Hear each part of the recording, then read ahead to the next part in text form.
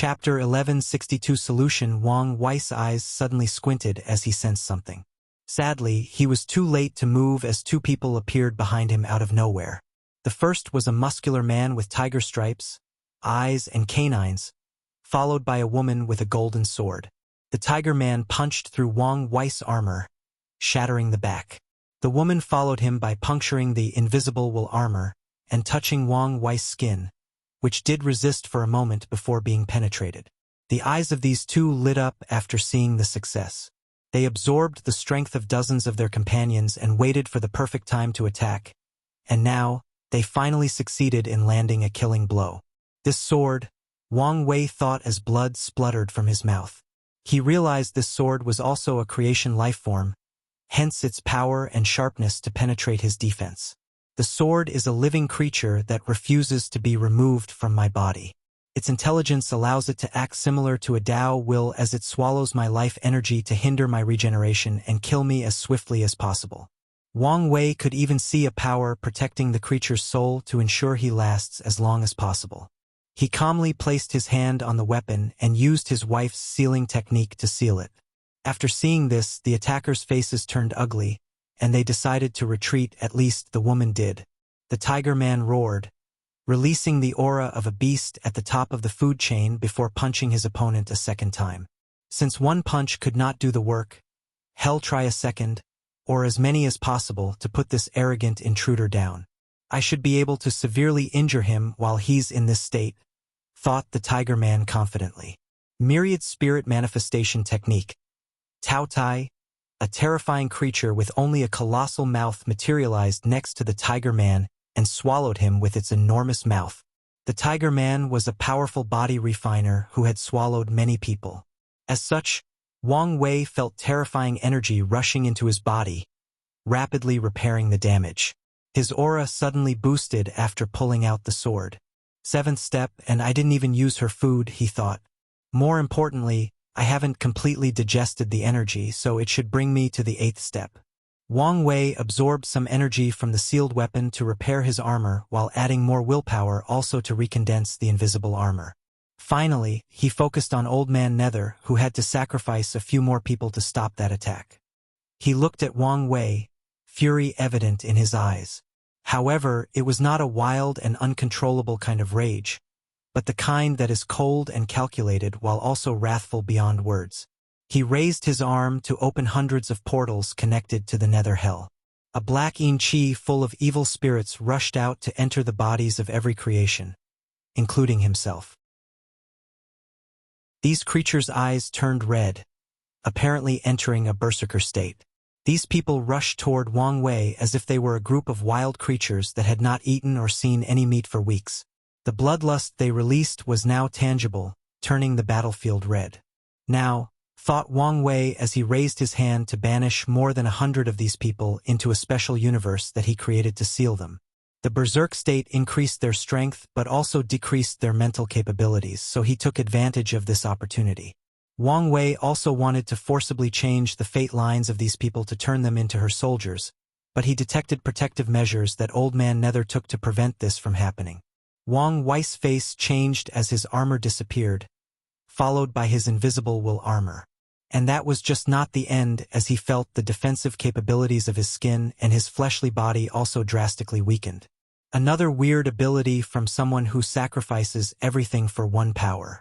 This one should be based on order disorder, canceling all forms of defenses, Wang Wei's mind rapidly thought as his body moved to counter the attack. Sadly, it was too late.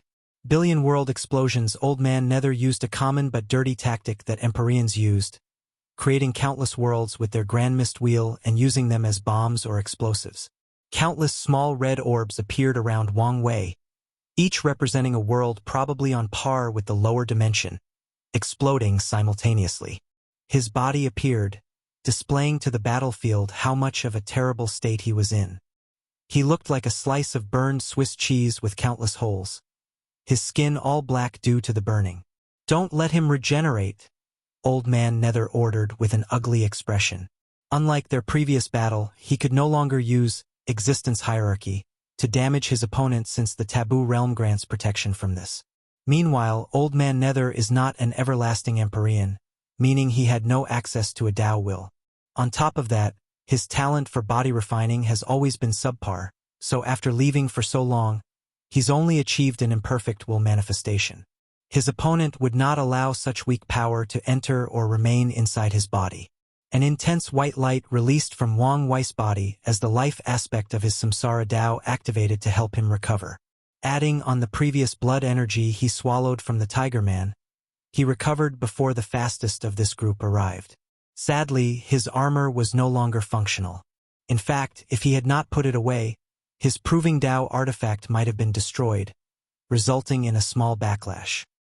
He calmly watched these people approaching before clenching his fist and punching. Anti-creation fist, a terrifying power that seems to be the antithesis of life itself, rushed toward these people, instantly killing 7 of them, and the rest suddenly stopped midway. They felt terrified. That's right, these terrifying creatures with the power to end all life in the lower dimension felt fear, and the reason is simple.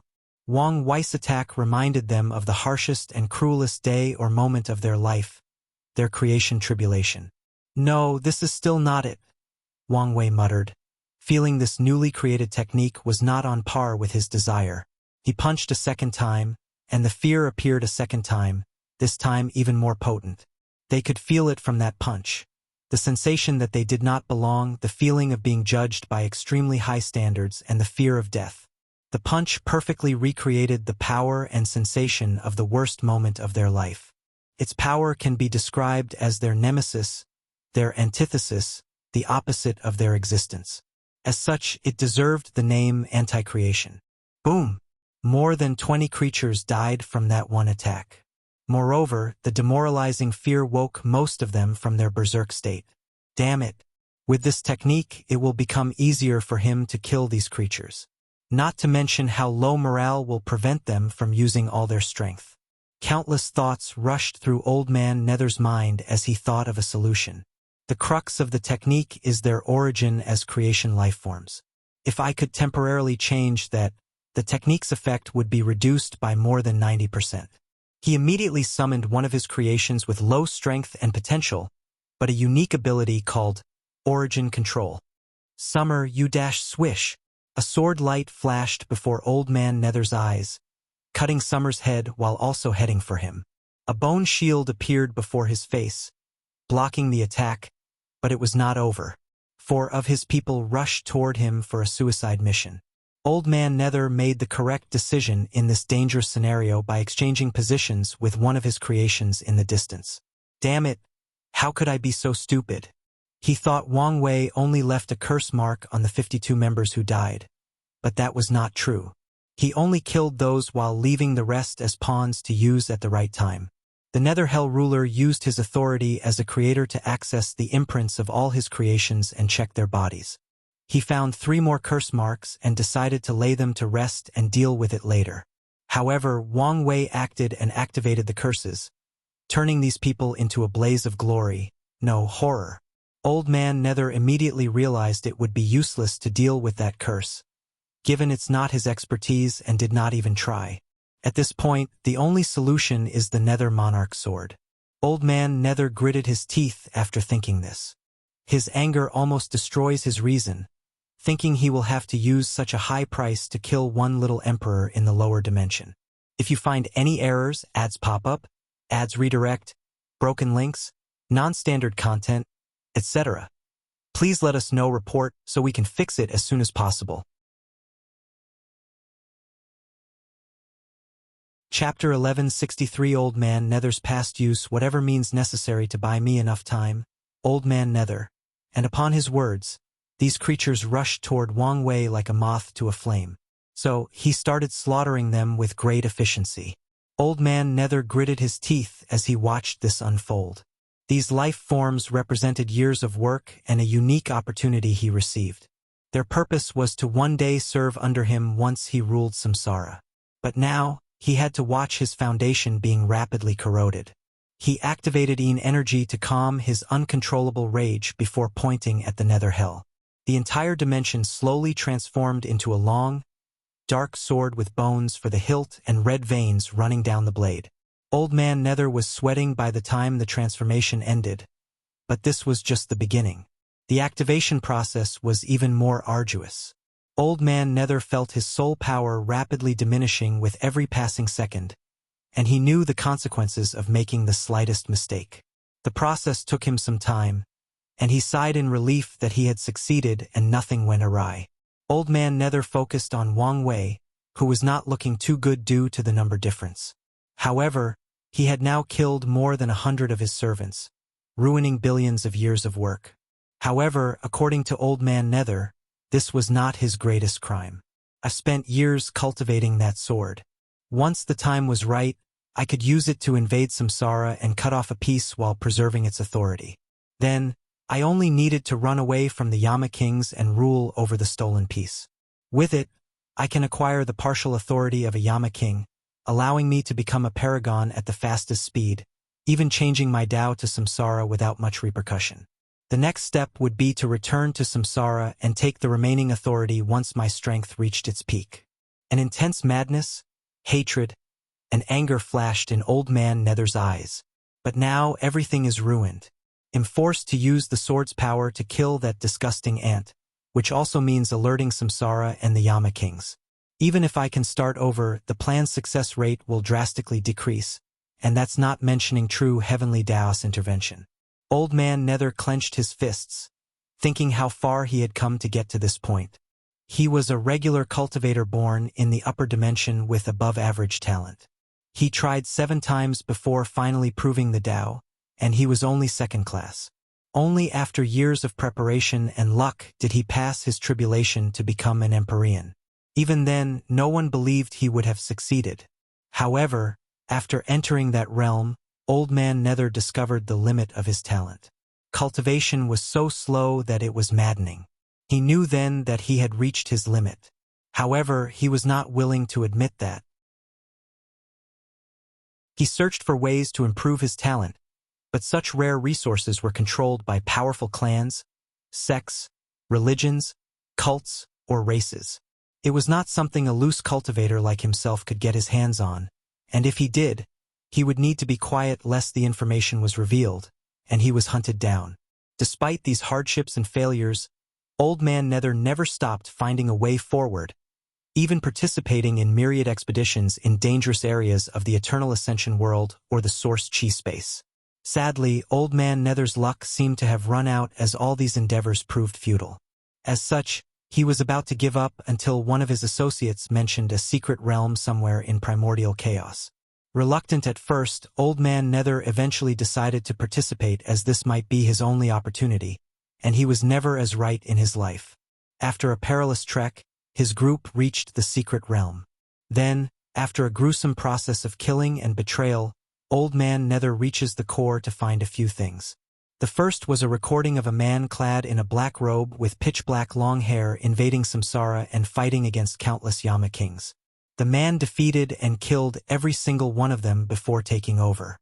The recording ends with the man trying to fuse with Samsara, and for a brief moment, he achieves a power that seems beyond any paragons before failing at the last moment and dying. He was shocked by what he saw before becoming elated. This was a great, fortunate encounter. He knew his future was bright as long as he could recreate whatever method this man created. And thus, he started his journey. Old Man Nether left the secret realm with the recording, a black rock of unknown origin, and a rare and valuable creation seed, which would allow him to create his life form and train them to the standard of passing the creation tribulation. Once he returned home, he spent all his time studying the recording and, based on the aura and Dao rhymes, trying to recreate that technique. Old Man Nether abandoned his cultivation, focusing on recreating and perfecting the recording's method. After years of effort, he created a half-baked method in the form of the Nether Monarch Hell. Old Man Nether was not confident in his plan, but he knew something. It was his only way to become a paragon. As long as the first step succeeded, he would break the limit of his talent and even acquire an outlaw Dao with little to no cost. Sadly for him, this plan had a major flaw: how to condense the sword under the eyes of these paragons that stood above heaven and earth. Old Man Nether was lost for a while until he heard of an opportunity to descend to the lower dimension. It was the perfect place since these top powerhouses cannot easily intervene, and dealing with the Samsara branch in the lower dimension would be easier than the scary one here. With this in mind, Old Man Nether sprung to action. The innate acquired life was at its peak, and the upper dimension planned on playing dirty by sending an Empyrean down there to end everything. However, this was a task with a high fatality rate. True Heavenly Tao was neutral in the war, but it would not allow Tier 11 above to interfere. So, the acquired side wanted to use much merit to send an Empyrean who would quickly end the war and return. They knew the danger and chose to hire mercenaries and loose cultivators instead. Old Man Nether knew this plan was a trap. No one would be able to return even if they survived the journey. Regardless, he signed up and was the only one who barely survived out of sheer luck. Then, as expected, True Heavenly Tao intervened. Luckily, Old Man was prepared. He offered the black rock from the secret realm in exchange for permission to be sealed in the lower dimension. After years of research, he knew this thing was valuable, but he could not decipher what it was or gauge its true value. As such, he did not hesitate to exchange it for the plan. True Heavenly Tao agreed, and after choosing one of the 3 worlds with the most gathered luck of this war, Old Man Nether created the Nether Hell to start his plan. At first, gathering in energy/power for the sword was difficult as he could only use proxies or other methods not involving direct intervention. The one he gathered in the upper dimension was barely enough. Then, another opportunity presented itself. The innate demon gods in the upper dimension retaliated for losing the war by attacking the history of the lower realm and, in the process, turning the river of time chaotic. Old Man Nether took this opportunity to gather in energy/death energy from the past, present, and even the future. That acquisition was his greatest grab before the recent exchange with the Abyss Gap. That thing had existed before his descent. Before now, he stood away from it. But now, however, recent situations forced his hand. Old Man Nether sensed that he might die under Wang Wei's hands. Although he did not want to admit it initially, all signs showed this might be an eventuality. Adding to his desire to escape and get his hands on the latter's Samsara Dao, he agreed on an alliance when these people contacted him. Even if I swallow this bastard, it won't make up for my loss. Old Man Nether felt a deep pain in his chest, thinking how much he sacrificed to get to this stage. Now everything was ruined. He might get a second chance, but that was unlikely. Alright, isn't it only starting from scratch? I only need to leave the Eternal Ascension world and find a more suitable place. I am immortal and have all the time in the world. As long as he can fulfill his plan, he will be a paragon at the very least. So, he can take as long as needed since he now has hope. Wang Wei, whose body was full of injuries that could not heal due to these people using obsession and resentment to replace Dao Will, calmly looked at the sword above him. That sword's power has reached over 80% Grand Dao Source. There is no way for me to block it successfully. If you find any errors, ads pop up, ads redirect, broken links, non-standard content, etc., please let us know report so we can fix it as soon as possible.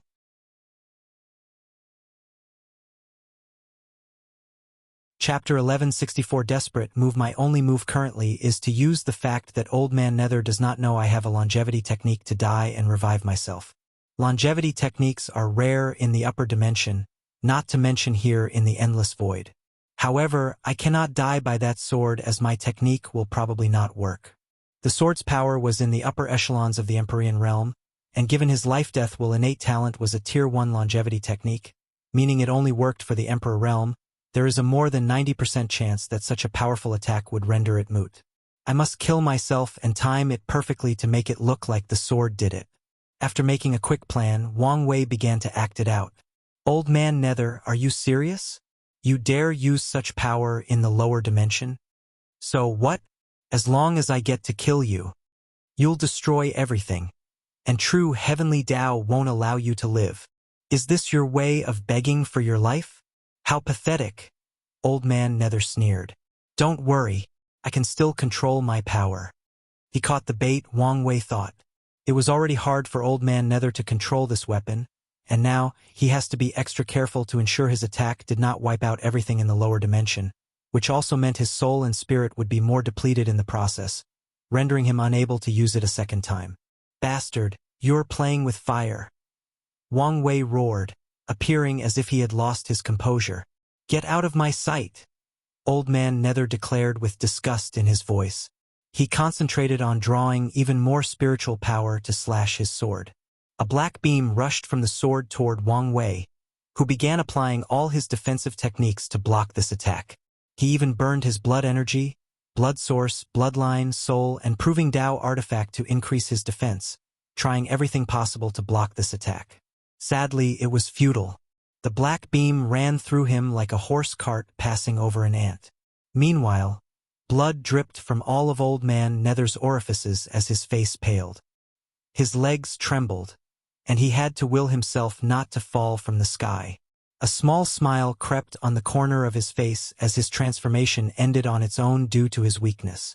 I've gotten rid of this pest, and now it's time to move on to the next step. He guessed the consequences of using this attack, so he had already prepared how to move on.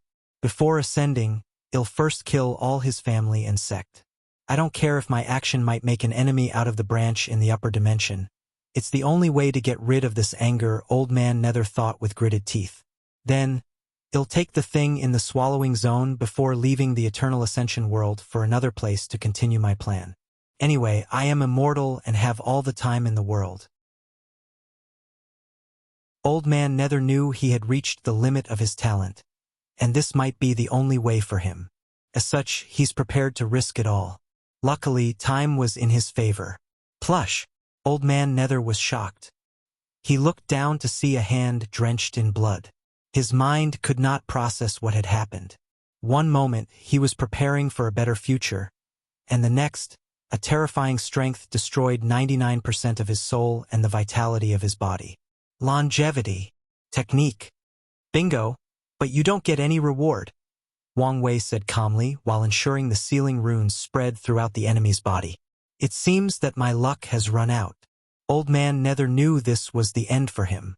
Although he could revive with his Tao imprint, this bastard would never give him an opportunity for a comeback.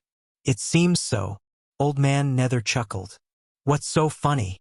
You are too greedy, and that's your flaw, Old Man Nether said. Even in this situation, you're thinking of sealing my body to use as resources. You shouldn't have done that. Wang Wei's face turned ugly as he sensed a terrifying power of corruption similar to the Abyss Gap and instinctively moved away. Another mistake, he laughed as his body, along with the Nether Monarch's sword, exploded without fear of repercussions. Such an act was purely out of madness and vengeance. Damn it, Wang Wei roared in his mind. He had a limited time to make a choice. Firstly, take his family, sect, and a few people to run to the upper dimension. However, this explosion will completely annihilate the lower dimension, eliminating all the hard work and accomplishments he's made. The second option is to find a way to prevent the explosion from leaving the void battlefield, thus saving everyone while preserving his legacy. However, the issue was how. The sword was already strong beyond his means, and now it was even more so after condensing all its power for an explosion, on top of Old Man Nether's power as well. Countless thoughts flashed in his mind.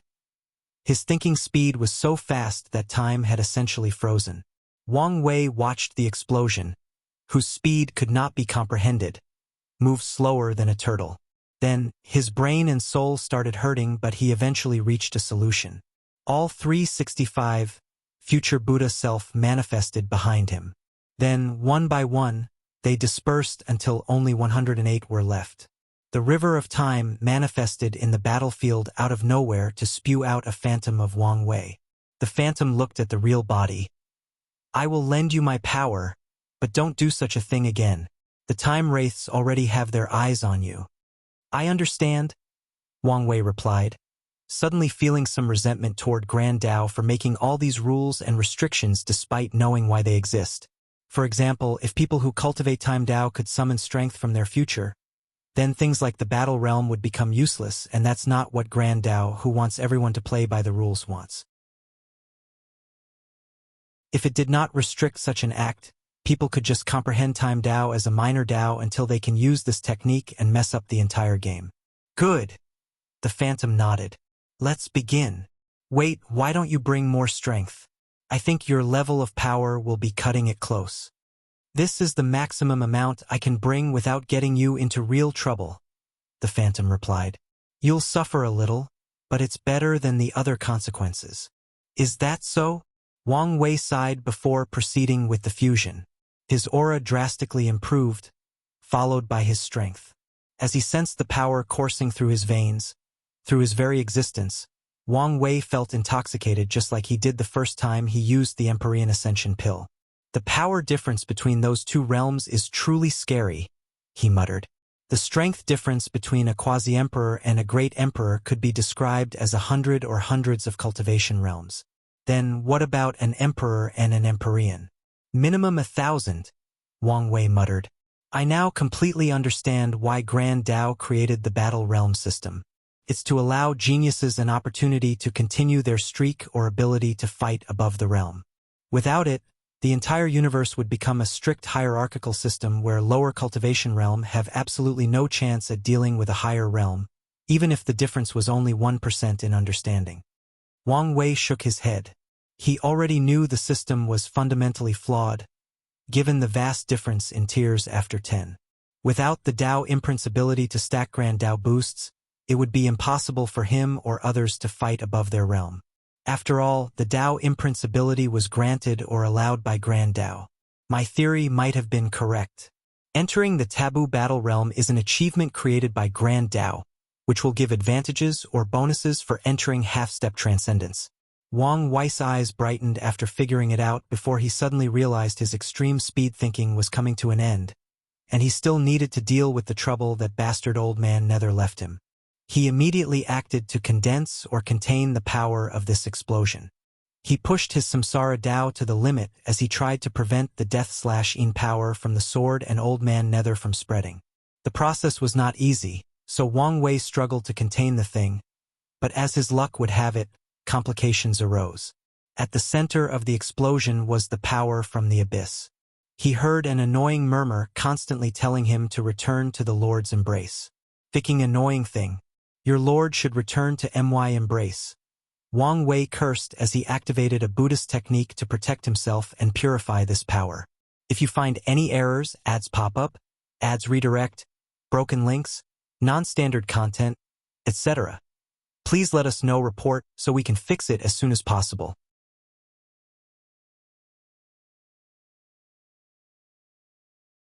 Chapter 1165 Fighting Blood, Awakening. The heaven-devouring emperor sat on his golden throne. His body emanated a somber aura that kept the court quiet. His annoyance and anger were apparent even to the most clueless individuals. However, given how the war was going, who could blame him? Things started badly from the start. The Myriad Emperor World Alliance went full force for a speedrun attack. They used overwhelming power to conquer the outer territories of the Central Region Alliance. The heaven-devouring emperor reacted by sending his people to do the same, but their speed could not keep up with the enemy. Then, out of nowhere, the Divine Seal Empress brought all 500 world communities to surrender to the Myriad Emperor World. At that point in the war, the heaven-devouring emperor had controlled over 1,600 world communities, while the enemy surpassed them by 200. Leaving 400 communities to fight over. At that point, the heaven-devouring emperor could no longer remain unmoved. He previously did not attack out of some fear or concern for Wang Wei, but now was not the time. Anyway, his role in this plan was to attract Wang Wei's attention in the first place, so he took the stage and attacked. Sadly for him, things didn't go as planned since that bold monk, Feng Hong, somehow gained power on par with him and stopped him. He had an overwhelming advantage in the fight, but the monk was stubborn and used his terrifying battle experience to draw with him. In the meantime, he had lost more territories. The Myriad Emperor World quickly controlled the remaining 400 world communities and began encroaching on the heaven-devouring emperor's territory, which was unacceptable to him, especially since these people could easily remove his predecessor's faint parasite. Finally, the heaven-devouring emperor had no choice but to take measures to protect his territory, using the same tactic as his opponent, sharing his strength. Although he did not want to, he knew this was the only way, so he shared his power with his followers so they could fight the enemy. However, this tactic was not a complete solution. The people from the Myriad Emperor World Alliance still had the advantage because all their powerhouses had terrifying battle prowess due to the Dream World, and they became true monsters after being boosted by the 4-symbol mirror. On top of everything else, their legions were war machines as they had trained for this war with countless simulations.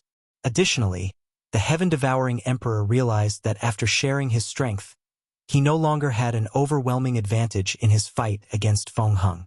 On the contrary, the balance had shifted on the monk side, forcing the heaven-devouring emperor to reduce the power shared.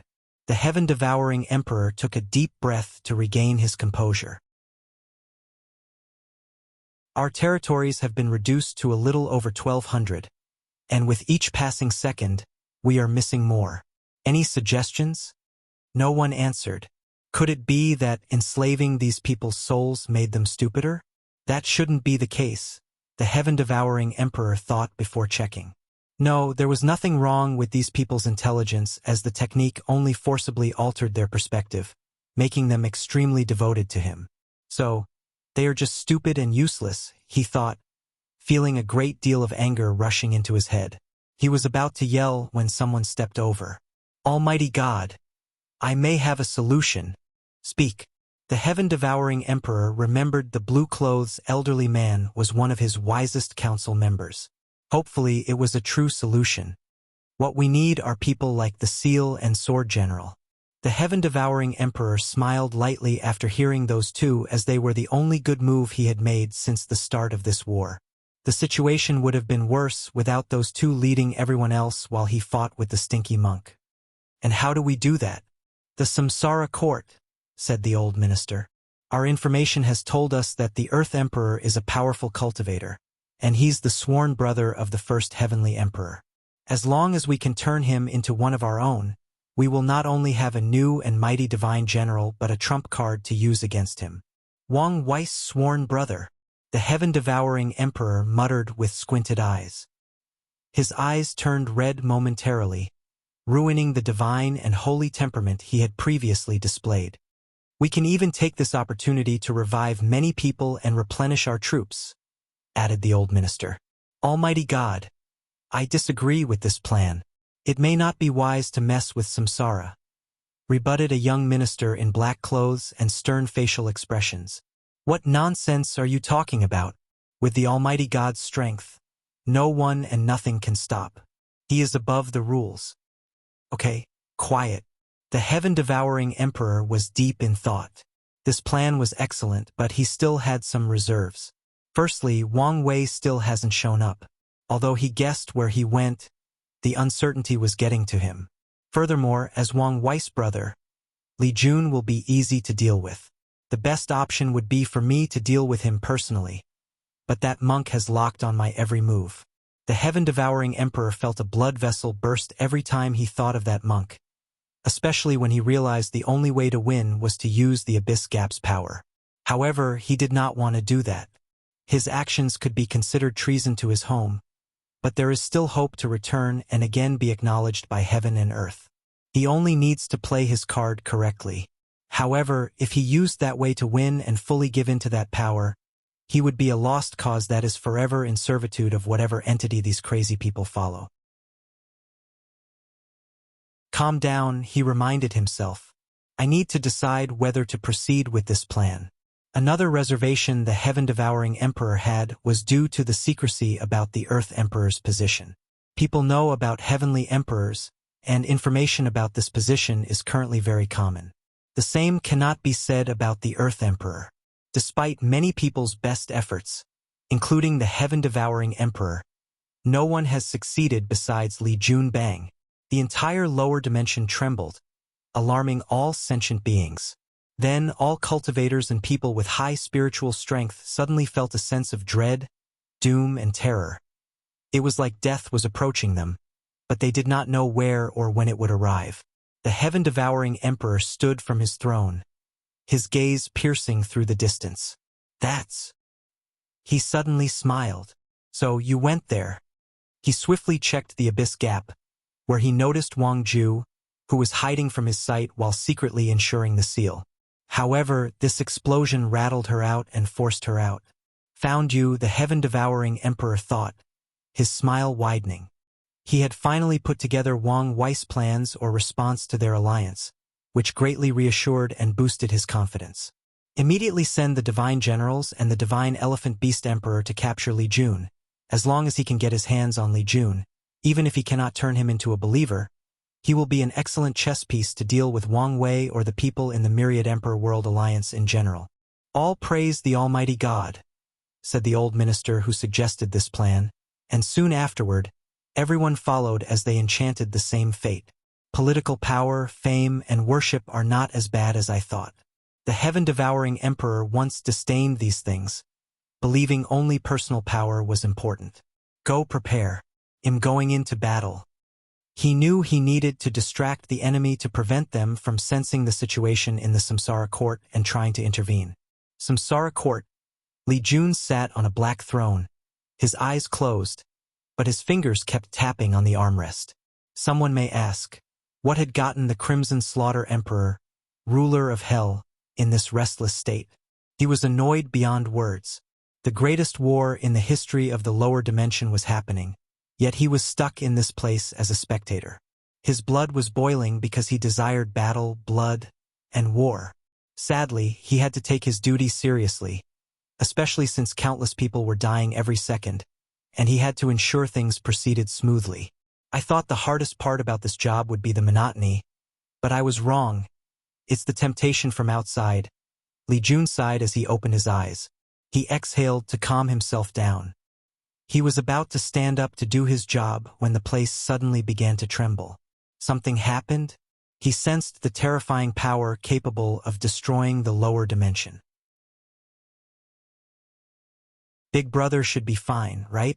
He quickly checked and was relieved when he saw Wang Ju alive. All good. What a relief.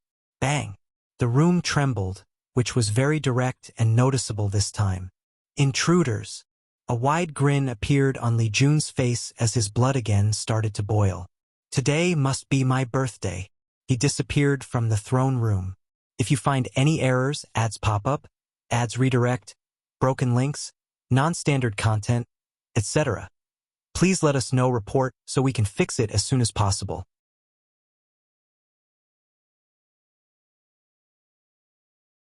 Chapter 1166 Earth Emperor's Might. Our strength has drastically decreased, commented the Divine Elephant Beast Emperor. It should be a mechanism of this samsara court. It decreases our connection to the Almighty God, stated the sealed Divine General while looking around. The place was how anyone would imagine the afterlife. Dark, cold, and eerie. Anything we can do? The Sword Divine General did not answer the question, but Seal did. I doubt it. However, isn't this why the Almighty God sent all three of us? He expected this possibility and wanted us to work together to capture the target. I'm glad he thought so highly of me. Li Jun appeared before the three, and with his appearance came the changes to the environment. They were now in a dark and infinite space full of mist. The battlefield was set.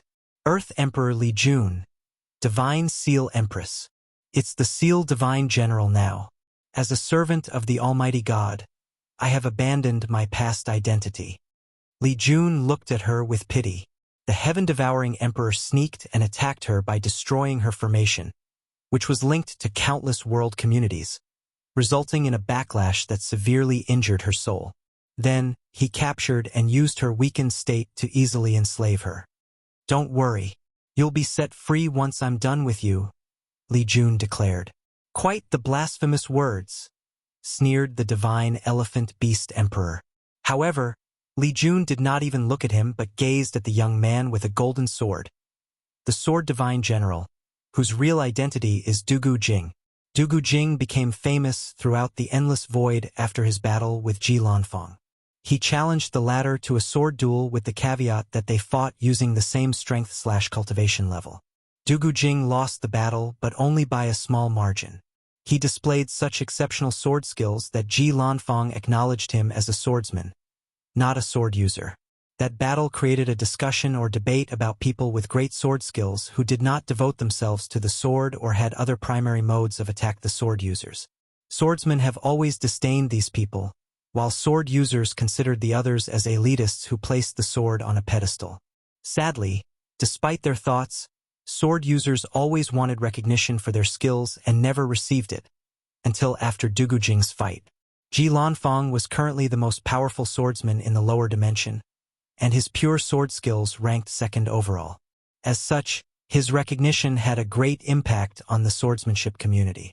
Sadly for Dugu Jing, after his defeat, he traveled to the territory of the Golden God while the latter was on his rise. His bad luck ensured he encountered the latter and was enslaved even before the heaven-devouring emperor took over. "Any chance you can come with us peacefully?" asked the Seal Divine General. "What do you think? That's a shame," she replied, summoning her Proving Tao artifact, the Overlord Seal.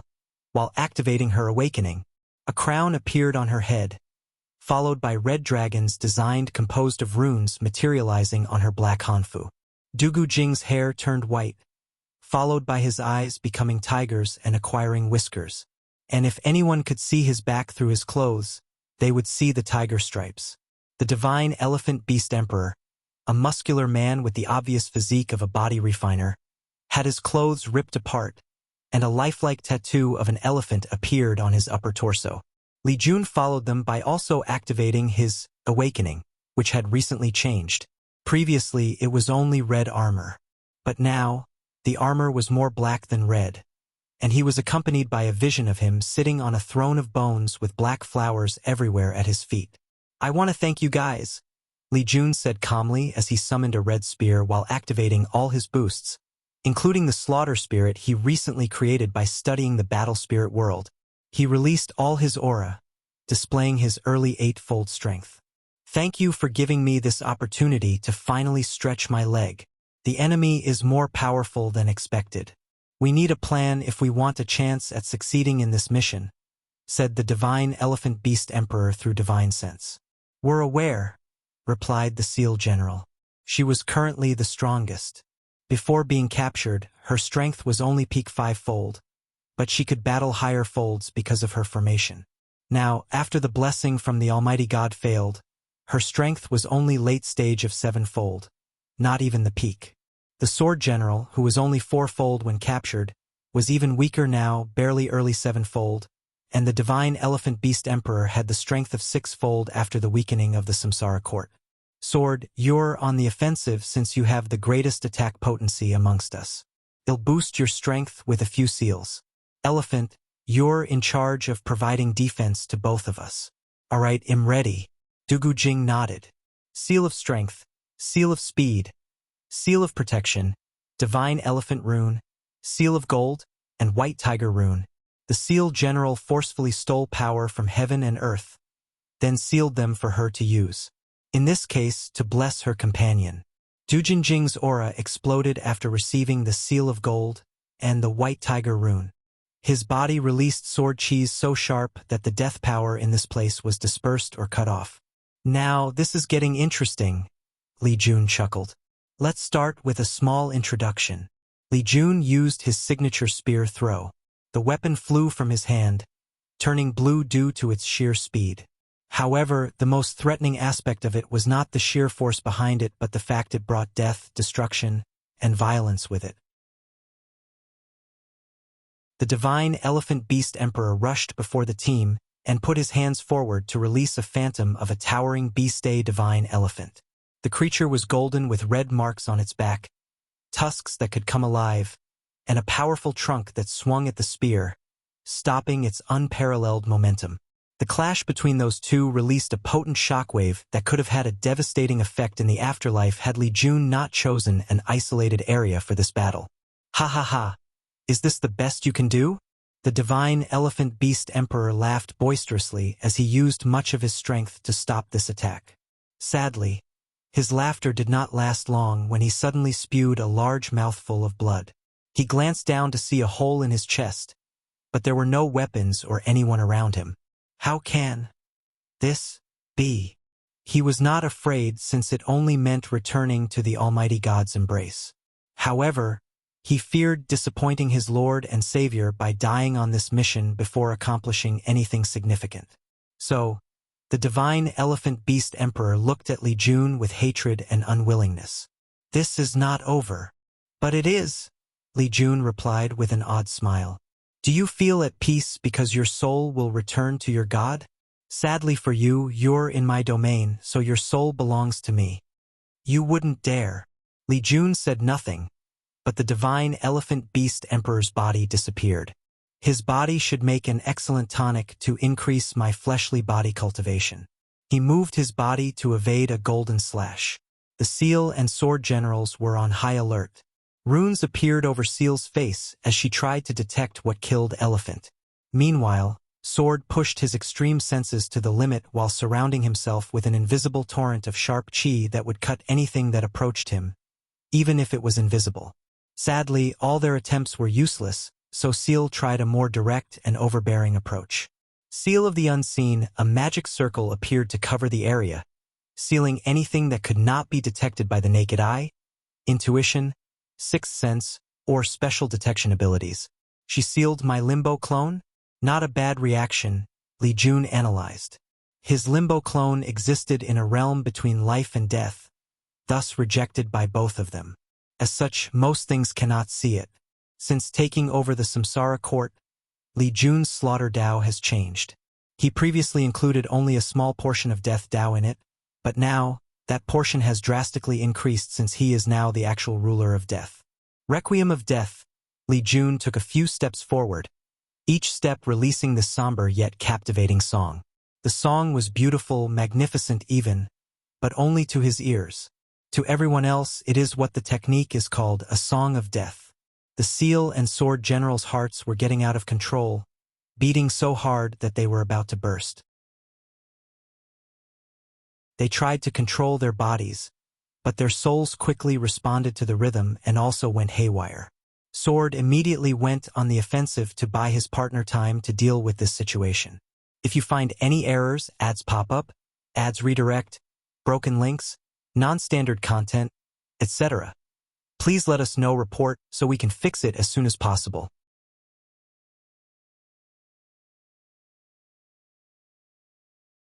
Chapter 1167 Muscle, stretching hundreds of golden swords sharp enough to cut through dimensions hung above this deathly sky before rushing toward Li Jun. However, the fog around him turned into thousands of weapons to clash and stop these swords' onslaught. His tactic was successful despite the swords cutting off millions of swords in the process. The Seal Divine General took this opportunity to seal the anomalies in her heart and soul before doing so for her partner. Then, she prepared to go on the offensive, but before she could react, her body suddenly turned hot to the extreme until she suddenly combusted. Li Jun controlled the blood from her body and raised the yang energy inside of her to the extreme until she combusted.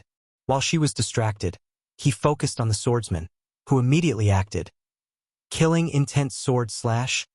The Sword Divine General's body released a terrifying killing intent or bloodlust that changed the color of the surroundings. He perfectly integrated that killing intent in his extremely sharp sword chi, boosting its power. Want to use killing intent before me? He thought with a sneer as he rushed forward. He casually caught the slash with his left hand and crushed it. His spear turned into a halberd in a moment before instantly appearing before his opponent, slashing him with unparalleled force. The sword general's body turned golden as if he were a Buddha that reached enlightenment, except his aura was not peaceful or noble. It contained his usual sharp aura. He was lucky he chose this method, and his defense was potent. Li Jun took a page from his book as he turned the axe-like part of the halberd into an incomparably sharp object. The sword general was almost split in two. Luckily, his golden body held on, and he crashed into the black soil. Li Jun's weapon immediately morphed into a bow, and he pointed at the Seal Divine General, who finally sealed the flame and yang qi in her body. Her face turned ugly as she watched that arrow rush toward her with unparalleled speed. She reacted swiftly as hundreds of magic circles appeared before her, forcing the arrow to pass them before reaching their destination. Each time they break through a rune or magic circle, they experience a type of seal, primarily focusing on sealing its speed, strength, and overall destructive capabilities. Unfortunately, despite her best attempt, the thing was still faster beyond words, and thus, blew half her body as she only managed to buy enough time to move slightly to the side. What? Why aren't I healing? The Seal Divine General thought. She ensured using her Tao will to prevent inhibition of her natural regeneration. A curse? And a nasty one, too. She gritted her teeth as she tried to seal and remove this curse immediately. Typically, she would need some understanding of curse Tao to succeed rapidly, but her sealing Tao contained the Overlord Tao. Thus, she only needed to act like an overlord or tyrant and forcefully suppress the pesky curse. Sadly, time was not on her side. Swish! A second terrifying arrow rushed toward her with unparalleled momentum. A slash came from the ground to intercept the arrow, but it suddenly turned into chains that penetrated the void. The Sword Divine General sensed something and turned into a white light to fly away from his position, but it was useless. The chains appeared around him with the obvious intention of binding him. Absolute gold thrust. The Sword Divine General gathered an immense amount of metal chi and condensed it before stabbing his sword, releasing a golden beam with immense penetrating power. Unfortunately, Li Jun seems to have predicted a few moves ahead. The chains turned flaming red as they released an extremely potent flame, and given the fact that fire overcomes metal in the five-element theory, this attack stood no chance. The chains bound the Sword Divine General. However, he was extremely calm, too calm. "I'll leave the rest to you." He passed out after saying what were probably his first words since coming to this place. Boom! An intense golden light rushed out of the Seal Divine General's body, releasing the extreme sharpness of a sword. He gave her his Tao. Li Jun thought, realizing this was one of their strategies for this battle. He calmly teleported the sword No. Dugu Jing away from the battle. He'll save him later once he deals with the current situation. The Seal Divine General felt more confident about winning this battle now that she temporarily had complete access to Sword's Tao and techniques. With her Seal Tao, she was not the perfect combination of ultimate support, attack, and versatility. She raised her jade palm to condense a sword composed of pure metal and sword chi. White Tiger Metal Chi slash. She swung her sword, releasing a phantom of a white tiger that rushed with unstoppable momentum.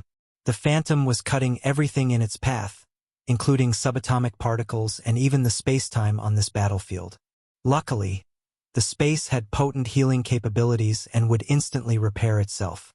As a holy beast, white tigers are associated with slaughter, and their primary element is metal. Knowing this, you dare attack a master of slaughter art? The white tiger phantom paused before reaching Li Jun and gazed at him before bowing its head before returning to its creator. It abandoned the Seal Divine General and even attacked her. Damn thing! She cursed before absorbing the phantom back into her sword and caressing the sword to place a seal. To be precise, she sealed the limit of her attack. Then, with one swing, everything turned white as the slash cut everything on its path. Li Jun was surprised by the potency of this attack and had to evade it. Otherwise, there would be nothing left of him if he were hit. So, finally losing the calm demeanor, she taunted before preparing to slash a second time.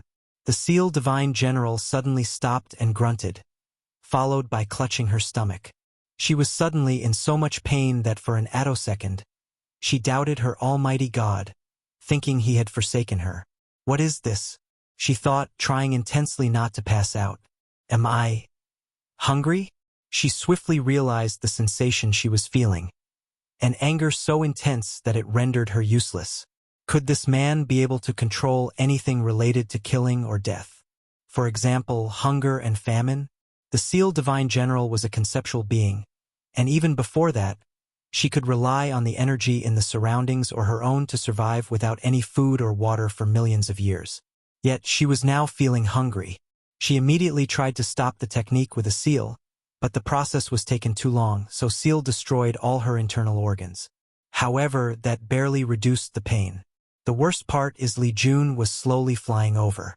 I need to end this fight with one technique or seal him long enough to get out of this misery, the Divine Seal General thought, and once Li Jun was closed, she gritted her teeth to cast two potent seals, Seal of Death and Seal of Killing. She planned to seal these two concepts that made up her opponent's foundational power. Due to the difference in strength, she did not know whether the seal would work 100%, but it should buy her enough time. Plush! The seal divine general spewed a large mouthful of blood, and even her orifices started bleeding. Backlash! Her seals not only failed, but she suffered a terrible backlash. Your master chose the wise path by choosing knowledge and control as part of her Tao, Li Jun said calmly. Although this path is slower since she needs to learn a lot, it's safer and more powerful. Meanwhile, you chose the path of an overlord or forcefully controlling things instead of understanding them. Your way is quick but extremely dangerous when you meet competent opponents, especially the ones with outlaw Daos. I don't have dash. Alright, enough with all that god nonsense, Li Jun interrupted. I should thank you guys for allowing me to stretch my muscles. Although I would have loved this fight to be more challenging, it was better than nothing. The Almighty God will avenge me. None of you can escape. Stupid thing, your god is gone. What do you mean? She asked while resisting the hunger pain. Someone took over his body. Nonsense, she rebutted with gritted teeth. If this was some ploy to weaken my faith, don't waste your saliva. I'm indeed wasting my saliva. Li Jun placed his hand on her temple, and she began screaming, displaying she was in even more pain than before. A few seconds later, Li Jun held a golden insect in his palm and crushed it. Lady Hong, are you back? Hong Malin's eyes became clear after a few seconds before releasing a terrifying killing intent. That bastard golden god, how dare he enslave me? Her body suddenly shook, thinking how much of a terrible fate she could have suffered had this not been a war and that bastard was busy. I'm glad the void suddenly trembled, alerting the two. If you find any errors, ads pop up, ads redirect, broken links, non-standard content, etc. Please let us know report so we can fix it as soon as possible.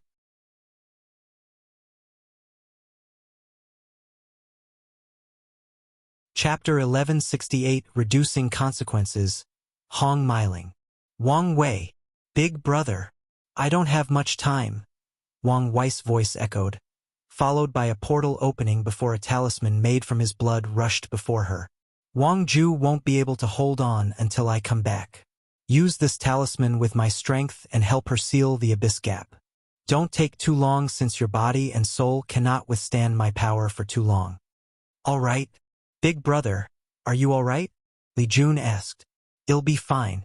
I'll see you soon. The two felt his presence disappeared. Well, don't waste time, right? Hong Miling crushed the talisman, feeling a terrifying power coursing through her veins. She was instantly intoxicated as the sensation that she could do anything overwhelmed her mind.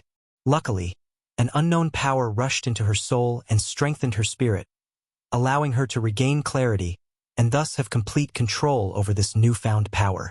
Is this his true strength? How he feel every day? Hong Miling thought briefly before remembering the task at hand. She looked at Li Jun. Thank you for freeing me from my enslavement, and I promise to repay the favor once this is over. No need, Li Jun replied.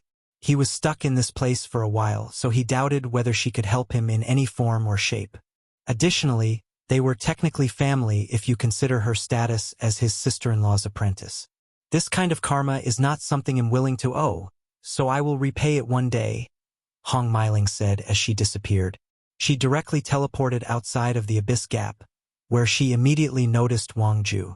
However, the mistress of shadow was in terrible shape. As she sat cross-legged, floating in the void before a dark gate, her body released a powerful aura on par with the golden god, but that was unimportant. Half of her body had transformed into shadow form, while the rest had a dark red and eerie aura. Corruption, Hong Miling muttered before rushing over. However, a dark golden palm descended from the heavens out of nowhere, forcing her to stop her track and condense a defensive seal to protect herself. Golden God, she said with gritted teeth. No, wait, something's wrong with him. Her enhanced senses immediately noticed an anomaly from the ladder, especially the dark aura intertwined with his soul. He's also corrupted? No, this is not simple corruption from the abyss. He is being controlled. Hong Meiling immediately figured out many things in this brief interaction. The Golden God somehow had a connection with the abyss and even teamed up with the latter, most likely to deal with Wang Wei. However, the latter played with fire and was controlled, becoming a puppet for the abyss. How ironic, she sneered. However, Hong Meiling knew this was not the time to be petty, so she calmed down to analyze the situation. The question is, why is he revealing himself now? Her extended senses detected that the Golden God defeated the myriad Emperor World's people with the mirror as his new form boosted his prowess. Luckily, the latter seemed in a hurry and did not focus too much on eradicating them. Hong Meiling did not take long to get the answer to her question. The answer was her. The abyss activated this chess piece known as the Golden God because she was about to help Wang Ju reinforce the seal, thus preventing whatever was inside from coming out. Boom! Hundreds of dark golden fists descended on her, all with the intention of completely annihilating her from existence. Hong Meiling generated a powerful defensive array to protect herself. His strength is so close to the Empyrean realm that the gap could be described as a thread of a difference, she analyzed. In this state, the Golden God, no, the heaven-devouring Emperor could be described as a pseudo-Empyrean if such a thing existed. However, he's still not on my level. Seal of Strength, an enormous character for the word strength, materialized in the heavens, and with one thought, it descended on the Golden God. The space around the character folded as it descended, a sign of the sheer force or power it contained. The heaven-devouring Emperor created golden walls before him to protect himself, but it was to no avail. The seal crushed everything in its path, including the Golden God's body and soul, well, almost everything. A golden light flew from the center of the explosion into the distance. What's this?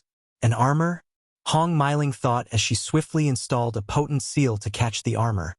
But the thing passed through her seal before disappearing in the distance. What an odd thing, she concluded.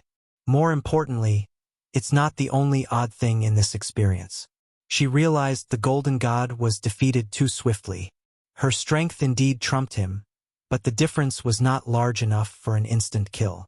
By all accounts, this should have been a fiercer battle. The only reassurance she had was the fact that she detected that all the people previously controlled by the Golden God were now free, meaning the parasites died with their host or master. Now is not the time for this. She rushed to Wang Ju's aid. Hong Meiling immediately frowned as soon as she checked the situation. The core seals were already destroyed, meaning she could only buy enough time, even with her current strength. Hong Meiling pointed at Wang Ju to seal her corruption, but she failed. So, she added billions of them instantly, focusing on preventing its spread instead of completely containing it. Thank you, Wang Ju said with a hoarse voice before swallowing a bunch of pills to alleviate her situation. This is not the time for this. It'll help you contain its power. No. What? Help me? With something else. What are you talking about? Wang Ju's face regained some color, so she explained, I don't know when my master is returning, and I need to deal with this situation in case he doesn't make it in time. And how exactly do you plan on doing that? By involving someone with the power to deal with this situation. Are you talking about true heavenly Tao? Hong Meiling asked. I'm afraid you'll be disappointed. As you can see by the fact it hasn't intervened, the current situation still falls under the normal operation of the world. I'm talking about samsara. What can it do? If we can teleport the entire abyss gap to the afterlife, the Yama Kings will have no choice but to intervene and eradicate this threat. Yama Kings. It was the first time Hong Meiling had heard this title, but somehow, she could sense the nobleness and power associated with it. It was a strange experience, one she connected to her current power. I don't know about this, Hong Meiling said. Wang Wei tasked me to provide you with backup and hold on as long as possible. Everyone is waiting for my master to come save the day. But what if he cannot? Wang Ju asked. You should have more faith in him. I do, more than anyone in this world, Wang Ju replied, her tone very confident. However, I also understand that he will not escape such a situation unscathed. My purpose is only to reduce whatever price or sacrifice hell eventually have to make. Hong Meiling was briefly quiet. Even if your intentions are noble, how are we supposed to pull something like this? Whatever creature is inside has already wasted a lot of strength removing all these seals. The abyss gap has existed for a long time, and since it was sealed, millions, maybe even more, of great emperors have added their power to the seal, meaning that currently it's at its weakest state. With your power, mine, and the 4-symbol mirror, it should be no problem to send the entire thing through reincarnation. Wang Ju raised her hand, and the mirror teleported into her hands. Are you sure this plan is feasible? Hong Meiling asked with a frown. Are those Yama kings reliable? They are. What about the consequences for messing up with samsara? I will take all the blame, Wang Ju declared calmly. Good, Hong Meiling said with gritted teeth. Time was running out, so it was not time to be indecisive. She activated her most powerful sealing techniques while working in tandem with Wang Ju and the mirror. All their strength had the same source, making their synchronization almost perfect. Boom! A banging echoed on the black gate, indicating that something or someone wanted to rush out. Hurry! Yelled Wang Ju, feeling the creature's desperation. The mirror shone brilliantly on the gate, followed by myriad runes or magic circles serving as seals. Meanwhile, Wang Ju accessed Wang Wei's space, time, and life-death Dao. Cracks appeared on her body as she had overused his power while already in a terrible state. Bang! A claw pushed open the gate, and Wang Ju and Hong Meiling grimaced. They immediately used a secret technique to burn their blood and soul to boost their strength, trying one last desperate move to ensure success. If you find any errors, ads pop up, ads redirect, broken links, non-standard content, etc., please let us know. Report so we can fix it as soon as possible.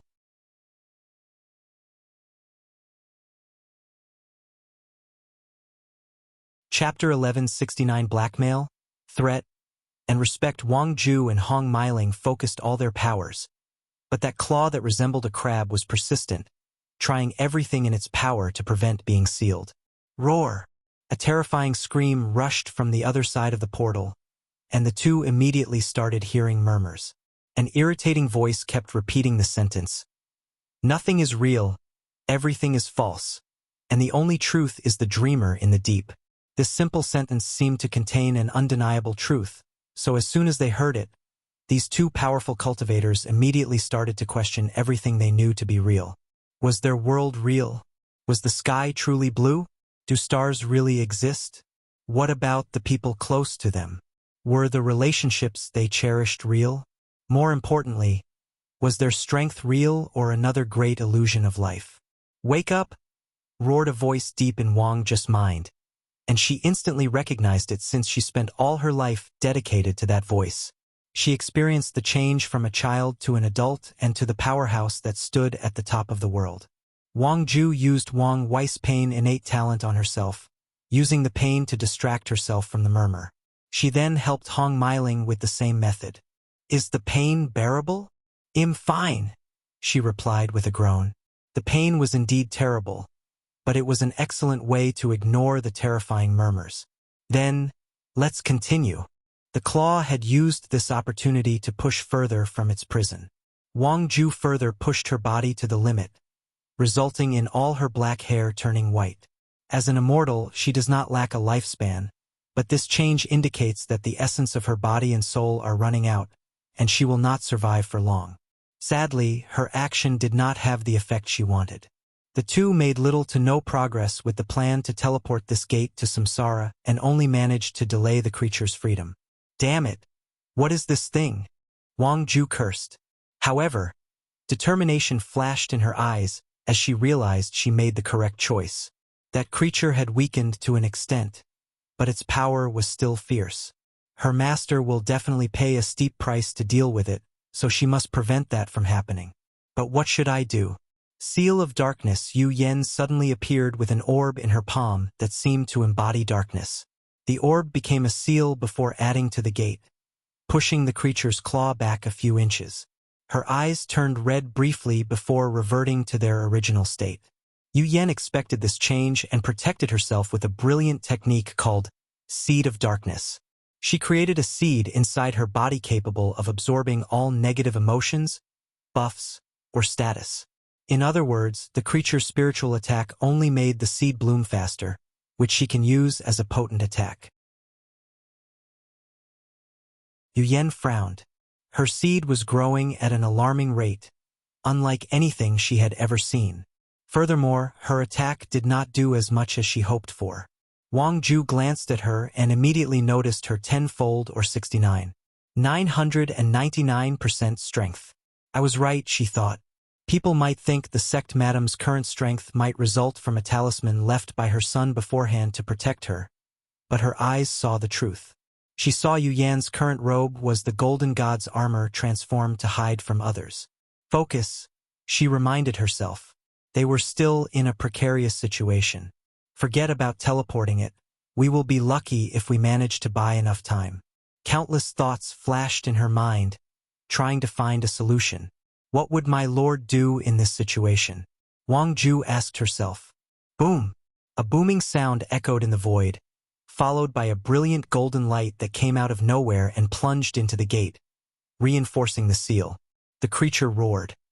However, it was hard to tell whether it was out of pain, anger, annoyance, or all three. Feng Heng? Wang Ju was confused. The person looked like the monk she knew, but his aura was completely different. He was holy and noble, and more importantly, his strength was similar to Hong Meiling, or, specifically, her master. How is that possible? She squinted her eyes as she used her power of divination to find the truth. Such a change might seem advantageous to the current situation, but without knowing how, things might become even more unpredictable, thus aggravating the current problem. Is this power coming from the Western Pure Bliss land? Wang Ju knew the original was a forbidden land, but now it had turned into a powerful foundation for the Western Bliss sect. Are those people finally making a move? Wang Ju thought excitedly, waiting for Feng Heng to continue. The monk waved his hand to summon two beautiful trees that embodied wisdom and enlightenment, the Bodhi trees. The original Bliss land had a tree, and Wang Wei lent Feng Heng one to nurture, and it has almost reached maturity. With the Bodhi trees as support, Feng Heng drastically increased the seal's strength. The creature was rapidly pushed back into the gate, roaring even louder. However, it was pointless as, in some way, the power of Buddhism was its antithesis. It is time to return to the embrace of the Great Old One. An eerie voice sounded from the small crack of the portal.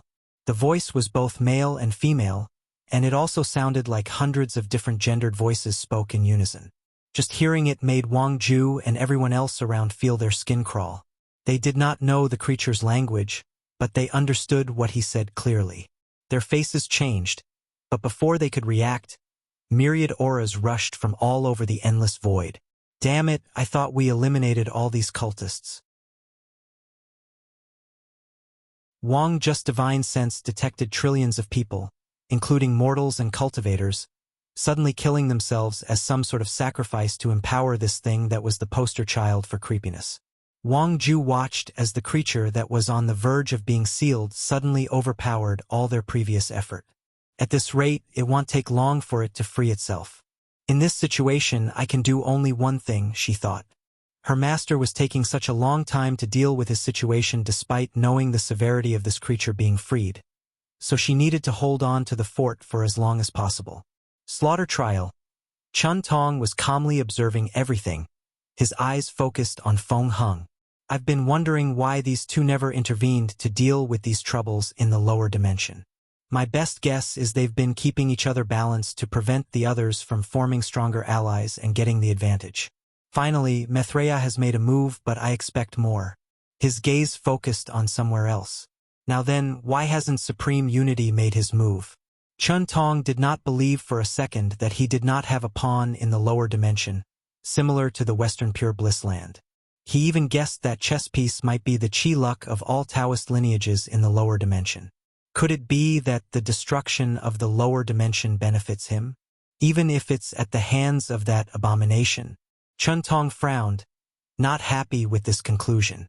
It's one thing to compete with each other for supremacy, but something entirely different to allow foreigners to do as they please in their homes. Huh? Someone is calling me? He waved his hand to summon someone into a spiritual world. Little girl, why are you calling me? I apologize for bothering you, Lord Shintong, but I need you to intervene in the situation, Wang Ju said while bowing. Why would I do that? And don't say something stupid like for the world's safety, Cheng Tong stated calmly. I'm asking because you owe my master great karma. I owe him karma? Those are bold words. Cheng Tong chuckled. You do. Why don't I know about it? Because of your secret observation of the lower dimension, you've learned countless great secrets from masters, valuable secrets that even people in your level would kill for. Cheng Tong frowned. So, although she was correct, it did not mean she owed Wang Wei any karma. It was his ability to get that information without being detected. You're a great being that is detached from karma, Wang Ju continued. Great emperors already had high immunity to karma, let alone paragons. However, my master is a master of karma. And once he reaches your level, if he wishes to use this fact to make you owe him karma, you'll be able to do nothing about it. Are you threatening me? Yes, I am. Do you understand I can annihilate you and your master with a single thought, and there is nothing you can do about it? Wang Ju's body trembled as she sensed a deep fear even greater than facing that weird creature. Then, I wonder what makes you so daring? Because I know you want dare do it, Wang Ju replied calmly. Cheng Tong squinted his eyes. She was correct, as he did dare kill Wang Wei because of all the things connected to this man. I might not dare kill him, but it's not the same for you. My master loves me very much, Wang Ju calmly rebutted. Enough to make a paragon his enemy? Enough to face Grand Dao himself, she replied without hesitation. Interesting, Cheng Tong chuckled. I must admit that I envy him for having such a loyal and capable follower. Fine, it'll help you. He knew what a nightmare it could be to owe a Dao overlord with Karma Dao any debt, so he accepted this blackmail. But remember this, only this time, Cheng Tong said with a fierce killing intent in his eyes. His killing intent would have instantly annihilated the lower dimension if they were not inside a spiritual realm. If you dare try to blackmail me again, I'll risk everything to eradicate you and your master from this universe. I understand, and I do apologize for my actions. I had no other choice, Wang Ju said while bowing 90 degrees. If you find any errors, ads pop up, ads redirect, broken links, non-standard content, etc., please let us know report so we can fix it as soon as possible.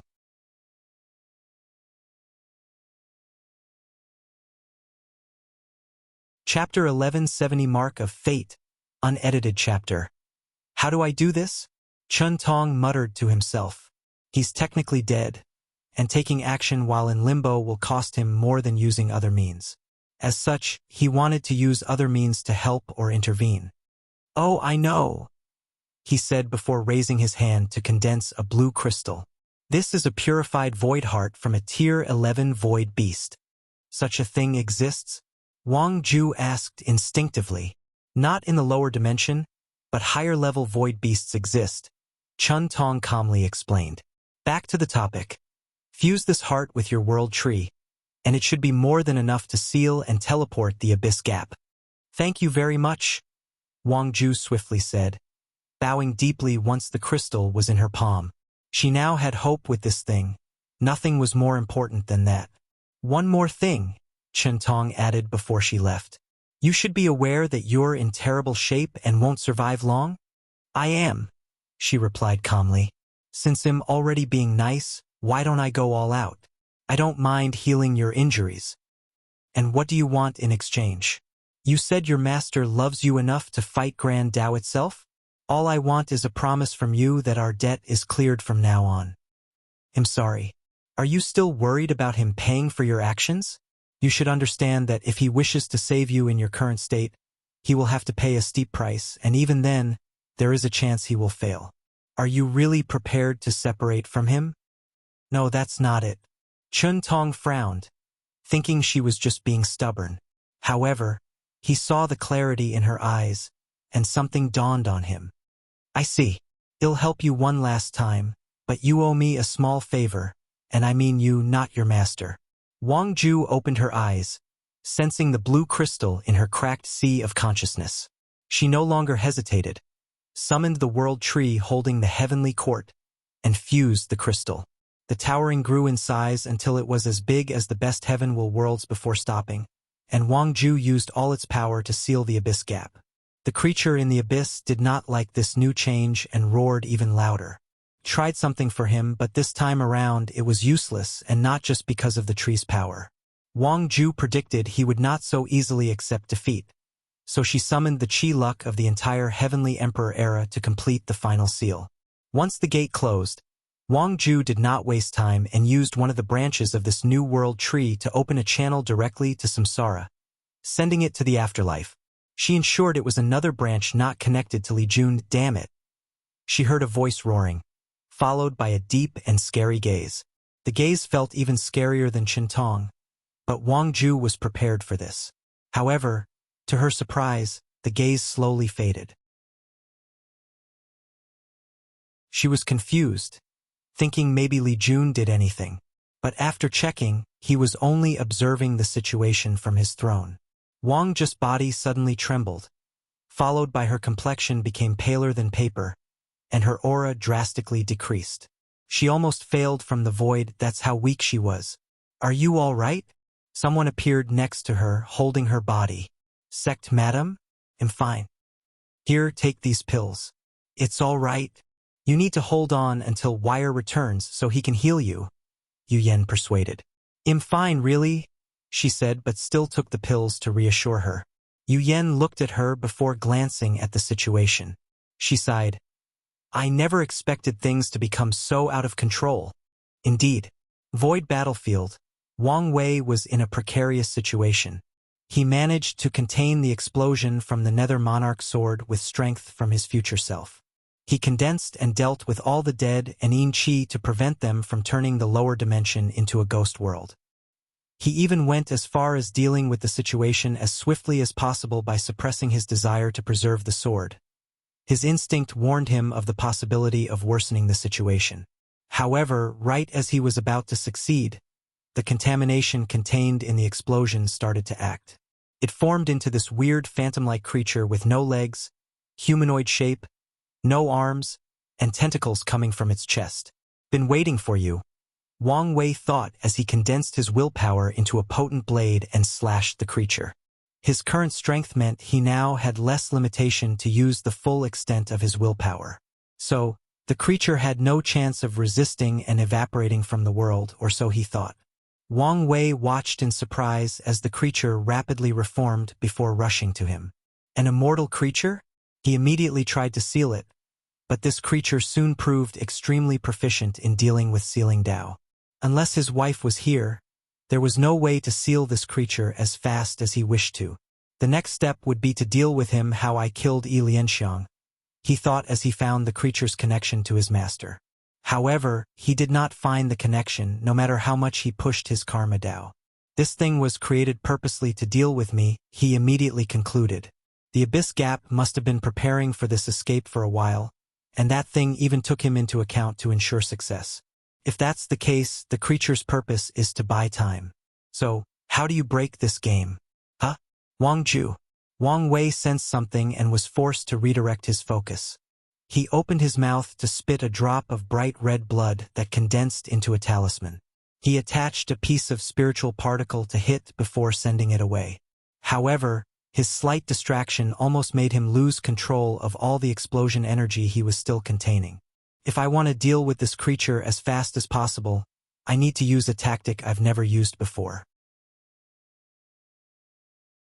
He immediately condensed a clone that opened countless breaches from the source chi space. Then, with his force control skill, he controlled these chi like he was a veteran insurgent immortal sovereign, placing layers upon layers of chi seals around the creature. As expected, this tactic worked. The Abyss Gap's owner might have developed its ability to deal with seals after spending so much time in the Abyss and passing that knowledge to this creature, but it was obvious that he was not as competent when it came to dealing with energy seals. Additionally, Wang Wei's main body did not stop destroying this creature with his willpower to prevent it from analyzing the seal. Done, Wang Wei said as the last chi seals completely rendered the creature useless. However, his danger senses suddenly went overdrive, so he instinctively gathered all his powers into the explosion before sending the thing into the source chi space. However, the danger did not stop since it originated from the sealed creature. A symbol ignored all his seals and rushed toward him. Another fucking mark? Do you want me to become the vessel for your master? Wang Wei thought with an ugly expression. Why the fuck do these outer worlders like marking people so much? He clapped his hand, and the river of time manifested behind him briefly before turning into a mote of light that entered his hands. Wang Wei raised his right hand, which now contained a symbol of its own. The symbol rushed toward the upcoming attack, overwhelming it in an instant. After all, this mark of fate was condensed from the power of the river of fate itself. I just had an idea.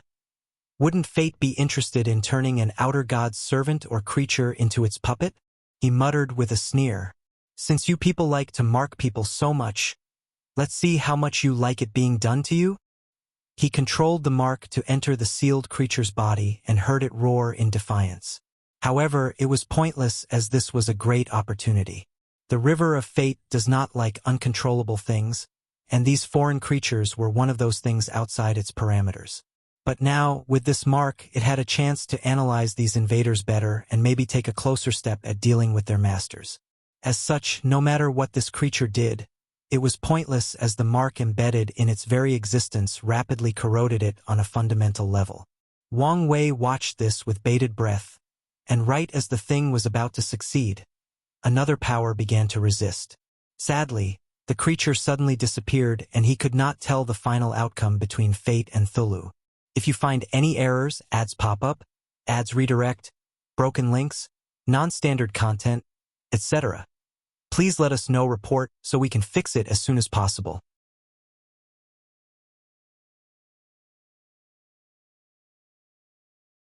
Chapter 1171 The Wang Wei shook his head. Slightly disappointed he could not see the final result. The good news is he has a way to deal with these outer gods, given how excited the river of fate seemed to be due to his decision. Something told him this would not be the last time he would have to deal with these things, and now, he at least had a way to confront their weirdness. He teleported away to the abyss gap and immediately saw everything was finished. His eyes and connection with Wang Ju allowed him to know what had just happened without anyone saying a word, including Chun Tong's intervention. It seems you did a better job than I anticipated, Wang Wei said with a smile, which quickly faded. He saw how much of a terrible shape Wang Ju was. She should have dissipated long ago, but someone had helped her last long enough for his return. Don't worry, it'll fix you back to normal shortly. Before that, let's continue preserving your body and soul so that they don't collapse. No need, young master. What's the meaning of this? Wang Ju was quiet. You want to take a page from the sleeper's book?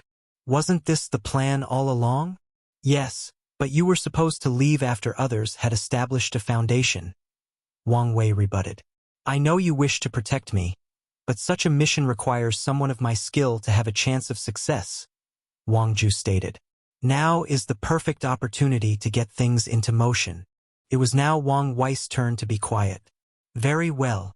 A golden crown condensed above his head, signaling his status as the Heavenly Emperor. A second black crown appeared, showing his status as the Earth Emperor. Wang Wei then looked at the sky. Can you give me my position in advance? A light descended from the heavens to condense into a white crown, representing his status as the human emperor for saving the world. Although many people performed excellently in this catastrophe, especially Wang Ju, it did not change the fact that she and the others mostly used Wang Wei's powers, items, or creations. The three crowns fused together into a golden robe attire with black and white dragons and other auspicious symbols, and a crown that perfectly fit Wang Wei's body. In my name as the Sage Emperor, I will grant you the title and blessing of the Shadow Heavenly Emperor. May your reincarnation be peaceful and full of blessing. A golden light rushed out of Wang Ju's soul, healing a lot of the previously damaged areas. However, the more important thing was her rapid increase in talent. A translucent dragon slightly smaller than the world tree in the distance descended from the void and entered her body, signaling her newfound chi luck and great destiny. Lastly, purple merit descended from the heavens. In this catastrophe, Wang Ju was the second greatest contributor and deserves all the merits. Thank you, Your Majesty. Wang Ju bowed. I have many words to say to you, but I think it's best to leave them for our reunion. Wang Wei sighed. Wang Ju had been with his maid before he even started cultivating. Now, they were about to part ways for who knows how many yuan epochs. Young master, please take care of yourself, Wang Ju said, unsuccessfully trying to prevent the tears from dripping from her eyes. Wang Wei also felt teary, but he controlled himself. He waved his hand to preserve her inner world for her successor. Come, I will escort you to your reincarnation, Wang Wei declared as he opened a portal and led Wang Ju inside. The two floated above a yellow river with countless souls traversing through a bridge. A few souls even fell into the river, but Wang Wei ignored this. I request a meeting with a Yama king, Wang Wei said in a soft yet powerful voice. What do you want? Asked an obviously annoyed voice. Normally, they would not care about this brat even if he was the Earth Emperor. However, his new position as the Sage Emperor did give him the right to request a direct meeting with a Yama king. Wang Wei did not care about the fact this person was showing disrespect by not showing up. That's what happens when he's the Sage Emperor without the power. Had he acquired that position in the upper dimension, all the Yama kings in charge of the Eternal Ascension world Samsara would have shown up before him. I want to take on her sins, Wang Wei stated.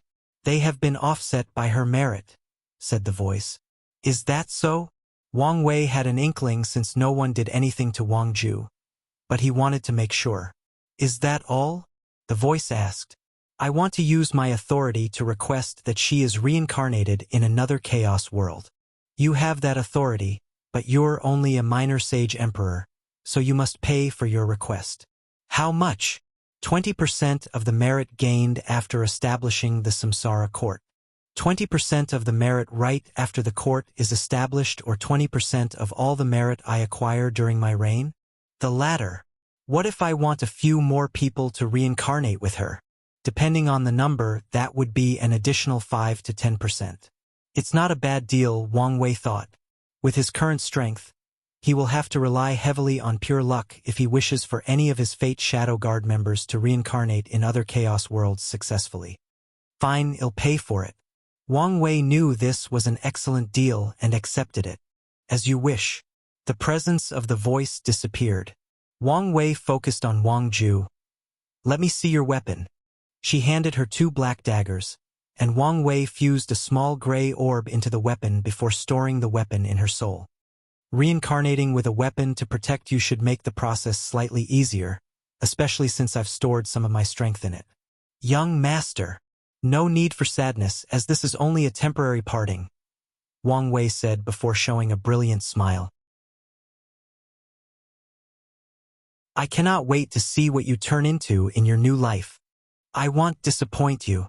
Without the limitations of talents and the blessing of luck and destiny, Wang Ju was confident she would succeed in her mission to establish the Fate Shadow Guard in other Chaos worlds and, eventually, throughout the Chaos universe. Any last words or regrets? Wang Wei asked. No last words, but I do have one regret. Oh, which is? That I won't have the Wang clan bloodline in my next life. How is that a regret? Our clan's bloodline goes deeper than the body and touches on the soul. You can condense our void human fiend god bloodline in your next life from the traces in your soul. Is that so? In that case, I'm satisfied. Good. Then, for the last step. Wang Wei summoned his Samsara Dao to release a black light into Wang Ju's soul. Then, he condensed a seed containing his power of fate and gave it to her.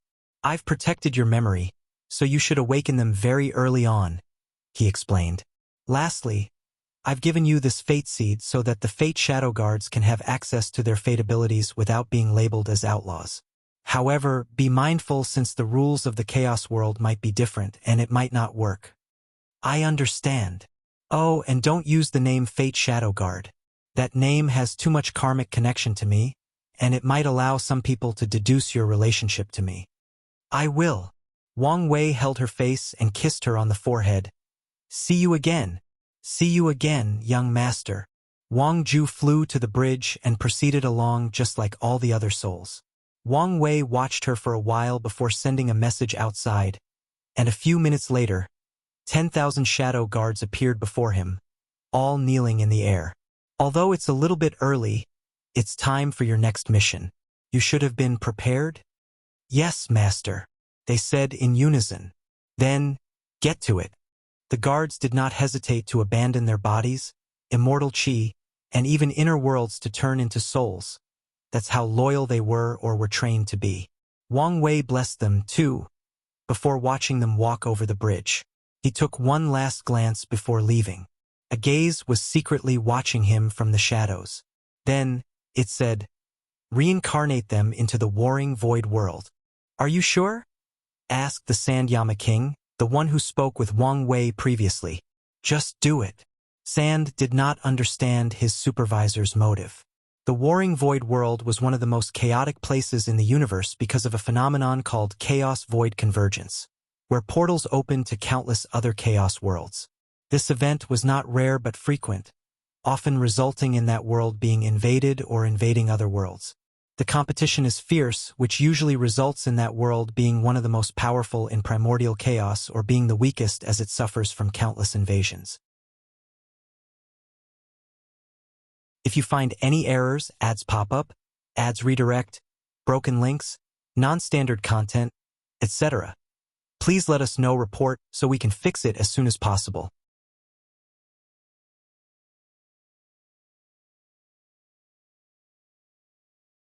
Chapter 1172. No different, at the center of the River of Fate was a lavish palace called the Fate Haven Palace, which embodied causality itself.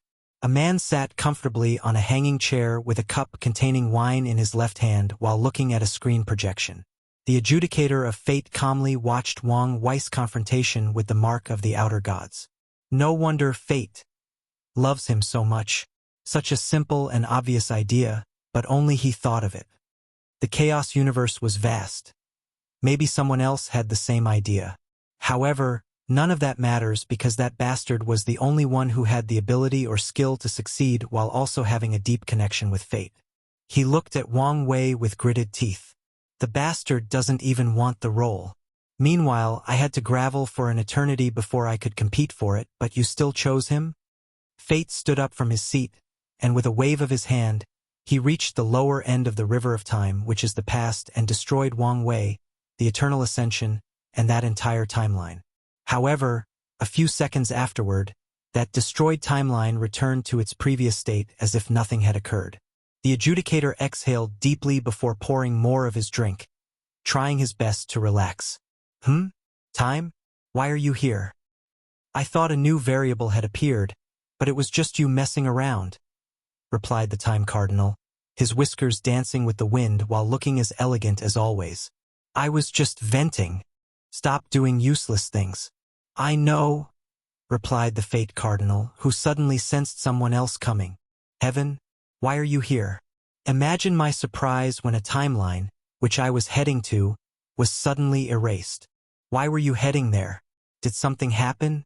Fate and time were immediately on guard. Any sudden change in the situation could mean bad news for any of them. Yes, but it's not what you think, Heaven reassured. Grand Tao ordered me to teach the sun. The two were silent for a few seconds before the Fate Cardinal started laughing uncontrollably. If there is one positive of this ordeal, it is seeing how disappointing that privileged bastard is. Watch your tongue, the Heaven Cardinal warned. Why should I? I will either die in that other bastard's hands or lose my position. I have nothing left to lose. You should still have some decorum, Heaven warned. No matter what, the son is destined to become the council's leader and our boss. If he survives, Fate sneered. From a linear understanding of time, The Son of Grand Tao is a recent chess move of Grand Tao to change the past and affect the upper branch of the River of Time, which is where the real battle is occurring. As such, his fate is still undetermined and full of endless possibilities. However, the fact that Grand Tao tasked Heaven to become the latter's teacher proves that things are not going well, and the Son needs a little extra help.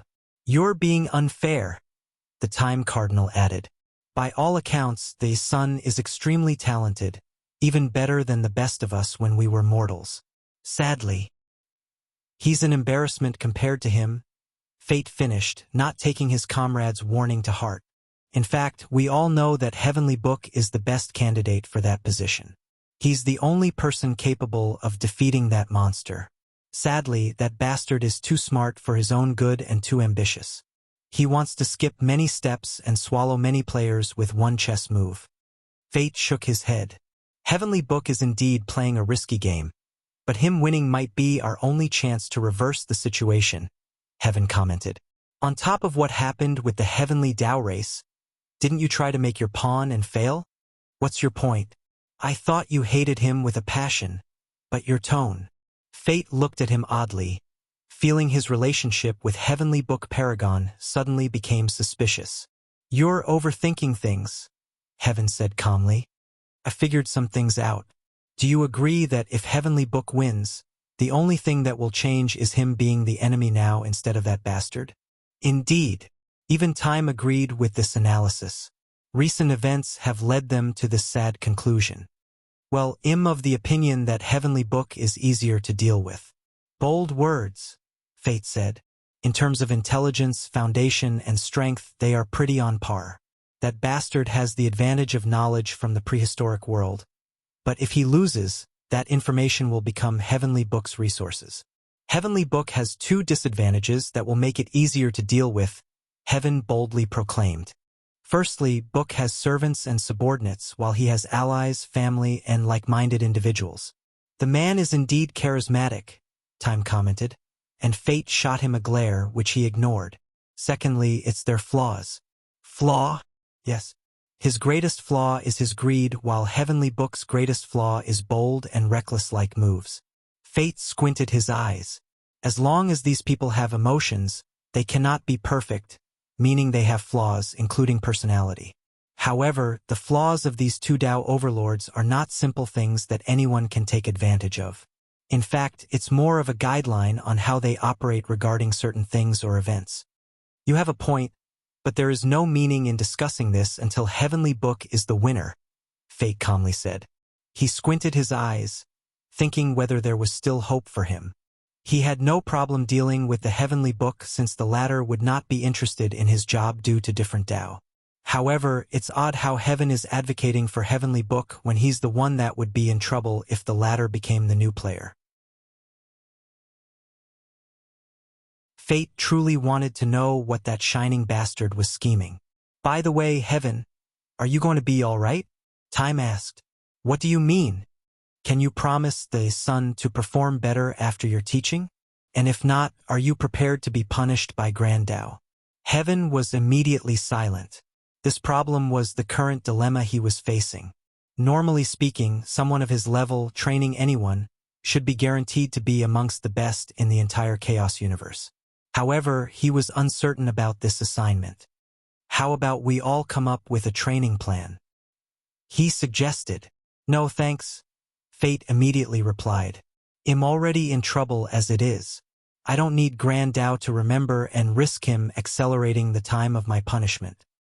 But you could also benefit if we succeed. The benefits are not worth the risks." Fate was adamant about his decision, so Heaven shook his head. "What about you? I have no interest in any kind of training plan. But if you need something from me, feel free to ask, and I will do my best." "I guess that's better than nothing," Heaven sighed. "Well, I'm leaving." "Huh? Chaos is coming." The Judge of Chaos manifested her presence, with her beautiful purple skin glistening without any sun or light. "Did you find the Fate Stealer's new hideout?" "No. I thought you said you knew for certain where they were," Fate asked. "I said I had a great idea where they might be, but I was wrong," she corrected. So, what place was such a great idea?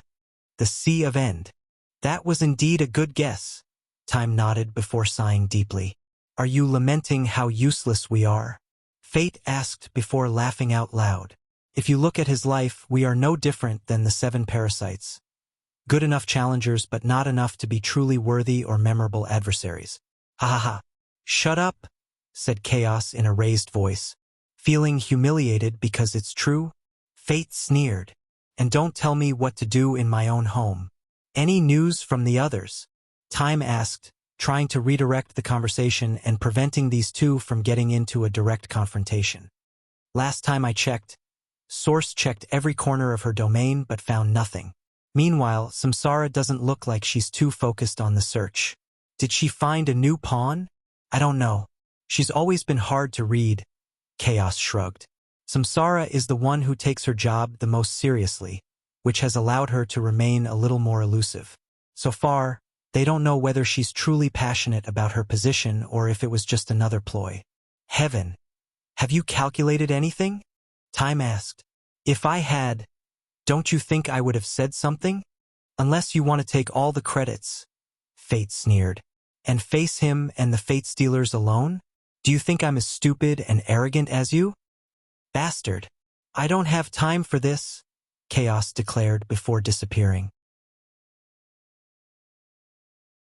Now that she had notified the majority of her results, there was no need to remain here.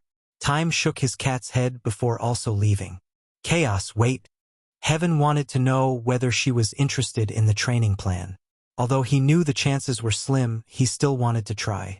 As for that bastard Fate, he can be dealt with later. If you find any errors, ads pop up, ads redirect, broken links, non-standard content, etc., please let us know. Report so we can fix it as soon as possible.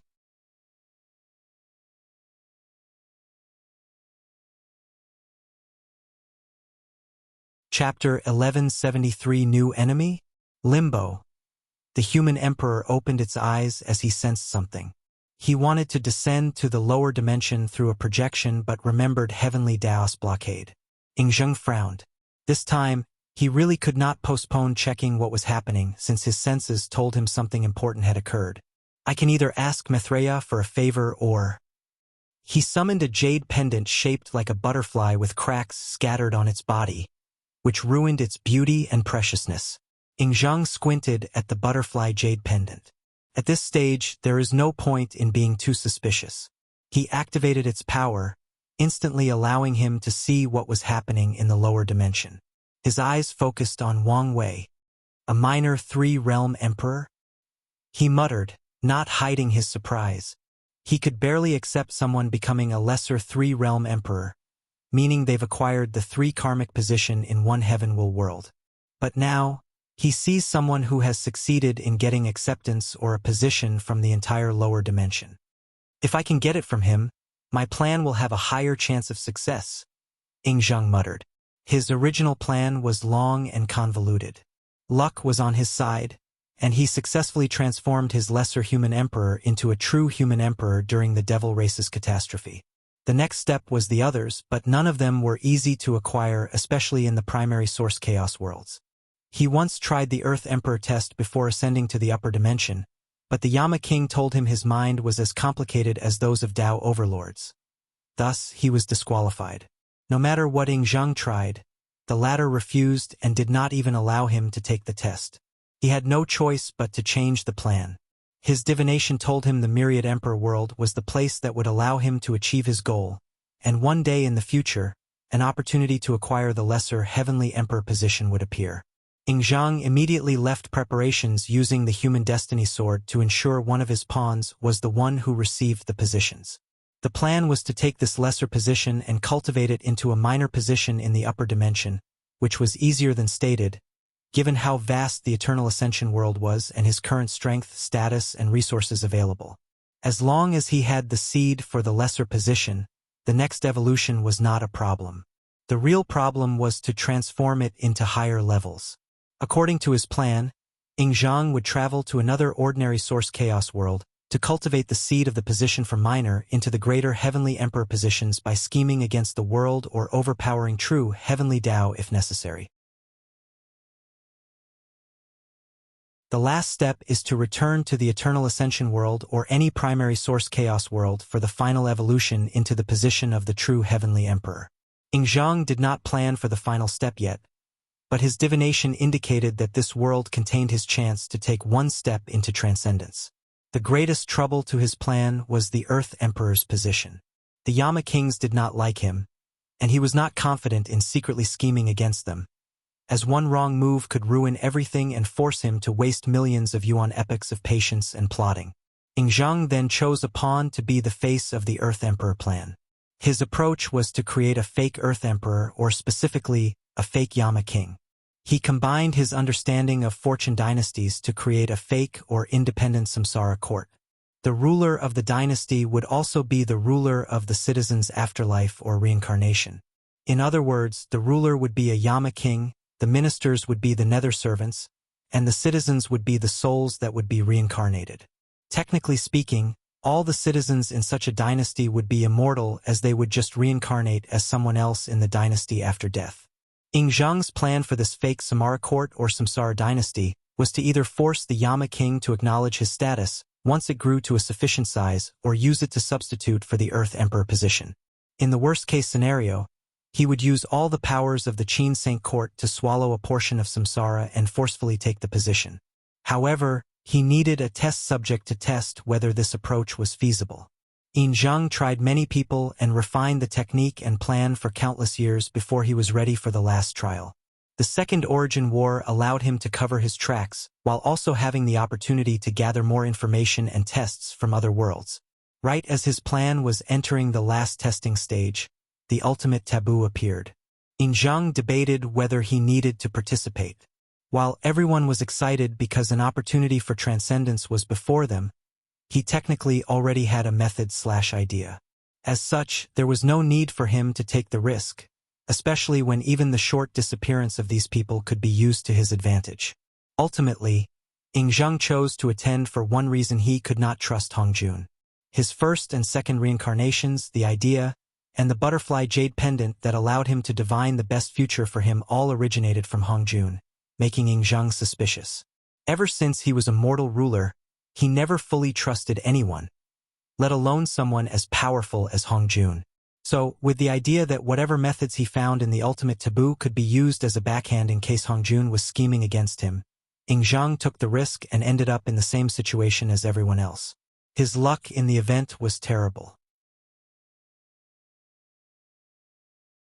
He resisted the urge to find a true method of transcendence and sought a flawed method. After all, such a thing would actually be very useful to him once he tried to become a true three-realm emperor. Unfortunately, he died in the process of trying, leaving the event with nothing to show for. Luckily, such a blow was nothing to his psyche or Dao's heart. One of his flaws might be his over-suspicions, but he makes up for it with his unparalleled patience. If I get the position from him, I don't have to waste any more effort on Shuren or have to think about the heavenly emperor position. I only need to cultivate this minor three-realm emperor position into a greater one in another source chaos world before attempting to become a true emperor. And that might be easier than anticipated in the current situation. Yingzhang thought with shining eyes. As long as I convince true heavenly Tao with the promise of becoming its ally against supreme unity, the plan will succeed. I will become as powerful as them. Yingzhang could not contain his excitement for a brief moment. Calm down. Convincing true heavenly Tao will not be simple. The situation is perfect for me, but I might still need to make a binding vow to build credibility. But that's okay. As long as I can deal with supreme unity, I'll gain my freedom and preserve all my strength. With him, heavenly Tao and Maitreya, supreme unity should have no choice. Yingzhang swiftly calmed down as he focused on Wang Wei. He squinted his eyes before becoming somber. This kid is related to the Tao opening sect? It's not a good idea to get into these bastards' bad sides. The only faction more powerful than the Tao opening sect is the Myriad Sect Alliance, but in a direct confrontation, it's hard to say who would win because the Tao opening sect is one sect and thus united, while the Alliance not so much. The Qin Saint Court is among the 13 overlords, but its strength is in the middle and does not have the ability to confront the Dao opening sect, unless it finds other allies. Well, it just got more complicated, Ing Zheng muttered as he detected Wang Wei's strong karmic connection with Wu Hong. That woman's rise was legendary as she became the youngest primal paragon in the Eternal Ascension world's history. What? He's reincarnated from the prehistoric world? Ing Zheng's face twisted after deducing this truth. His body released a terrifying killing intent before suppressing it. Is he a pawn Hongjun sent to deal with me? He did not know the truth, but his suspicious mind could not help but think of the worst possible situation or outcome. Do I have to kill this bastard?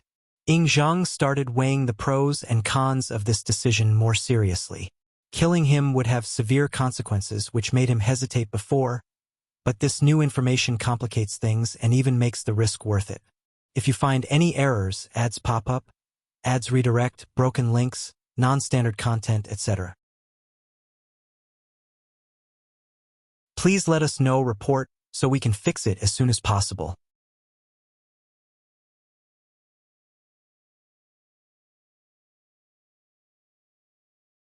Chapter 1174 Coded Message Red Mist Forbidden Land. Heavenly Book opened his eyes. He opened his books and flipped through them. He soon frowned because there was no update. His senses warned him that something occurred, but he had no update. He trusted his senses, so he would not ignore this change. Could it be that I was about to receive more information, but someone ran interference? Or is it something else? He raised his hand for another sacrifice, but he did not use worlds this time around. He sacrificed a few elder fiend gods, which were on par with inextinguishable and boundless paragons, one of which had reached the peak. A few more pages appeared in the book, but nothing significant or useful. Now I'm even more interested. He closed his Heavenly Book and summoned a second book artifact. Heavenly Book's mind entered the book and found himself in an enormous white dimension with a golden plaque with the words, Heaven Eyes, inscribed in countless floating pages. The Heaven Eye was one of the most fearsome information-selling organizations in the Chaos Universe. Most people buy or sell news/information from them because the prices of the All-Seeing Temple are ridiculous. If not for the temple's ancient history and heritage and the fact that the Heaven Eyes do not sell certain information, those seers in the temple would have lost all their business. The true leader of the Heaven Eye is, of course, the mighty Heavenly Book Paragon, but there are people who control it on the surface. Heavenly Book looked at the floating pages and took one that was glowing, which indicated that this news was new and important. The Flame Emperor had a meeting with the Venerable Pill Sage. Does he want to challenge him again? Or is something else at play? Heavenly Book remembered the analysis the Heaven Eye had about the Flame Emperor. They deduced that the man had an idea for a path of transcendence and was testing it. Heavenly Book waved his hand, and countless more pages containing information about the Flame Emperor were gathered into a booklet. A transcendent pill? A path of sublimating skills? Interesting. Although this news was indeed valuable, it was not what he was looking for. So Heavenly Book wrote instructions on the booklet and watched as it disappeared briefly before returning. Far away, the agents responsible for gathering information on the Flame Emperor and the Venerable Pill Sage received new orders. Heavenly Book frowned before picking another page. This information was from the few agents in the Eternal Ascension world. The news was old and only said, the two suns disappeared. The Heaven Eyes were almost everywhere, but their powers were weak in certain worlds and completely inactive in worlds with half-step transcendent. In fact, these agents were there to die at the hands of these transcendences so Heavenly Book could try to gather information from the process. I assume if something occurred, it would have been there, he thought. Should I take the risk and activate one of the agents? As he was calculating the risks, a new page suddenly appeared in the room, and it glowed bright red, indicating the highest level of news and also an emergency. Heavenly Book immediately read the note, and his pupils shrink. The page said, all agents in Sector 345 died all at once and suddenly. This news was outrageous. The Chaos Universe was too vast, so Heavenly Book knew it was impossible for him to spread to every corner. So, he made a list of the top 1 million chaos worlds based on their history and overall influence in the universe, divided them into sectors with as little as 1,000 chaos worlds, and spread his heaven eye. Sector 345 contained 5,000 chaos worlds and a little over 10 trillion agents. Yet, they all died instantly and at the same time. Such power is not something any paragon could do. A half-step transcendent? Are they that powerful? Or was it someone even more powerful? Heavenly Book squinted his eyes. More importantly, why Sector 345? Wait, wasn't it one of the worlds in that sector where the Grand Tao Sun is located? Heavenly Book caught a hint of inspiration. Is Grand Tao intervening because I was about to steal his fortunate encounter? No, it wouldn't interfere with such a thing. Plus, as brilliant as it is, it would obviously hide the best fortunate encounters from my books. So, someone else intervenes, probably one of its pawns, the cardinals. His eyes shone brightly. But why intervene? The cardinals would not move unless ordered to, or it was beneficial to them. They would not dare mess or even approach the son of Grand Tao, unless ordered. A large piece of the puzzle finally fit together. Grand Tao would never place all its eggs in one basket, especially if that basket is me. In its eyes, the real enemy prepared for Wang Wei is its chosen son, and him just an appetizer. However, the fact it would choose one of the cardinals to either train or protect its son is further proof of Wang Wei's capabilities. Heavenly Book once again raises Wang Wei's danger level in his mind. The question now is which cardinal came, and why did it kill my man? Was it just a threat? He had spent years searching for news about them, so he knew their names or titles, their appearances, and a few anecdotes of when they actually interfered in the chaos universe. The information was barely enough to create a character profile. However, he did deduce one crucial piece of information: their desires. He predicted that all these 6 bastards were prisoners of their position, and they had one wish: leave that position while retaining the strength that came with it. Heavenly Book was in deep thought, pondering which cardinal might have intervened. If it's for protection, heaven, fate, and chaos might be the best. Heaven should provide protection to that lucky bastard in any place with a heavenly Tao. Fate could see the danger in advance, and chaos can also provide protection in primordial chaos. By that way of thinking, the others are also useful since time can also see the danger coming, and samsara can just prevent his death. Heavenly Book granted this deduction, as it was pointless since any one of them would be a perfect bodyguard. Let's assume it's for training. In that case, fate, time, and heaven would be the best. They all have ways to see, divine, or calculate the best training method. My deduction indicated that something has happened to fate. Even if I were wrong, his Tao means he is destined to be connected to Wang Wei. Grand Tao will not send such a variable to get close to its son. So, the only choice would be between time and heaven. However, if I had to choose the best option, it would be heaven. He would know the best training methods while also controlling luck and misfortune, which is a good training method.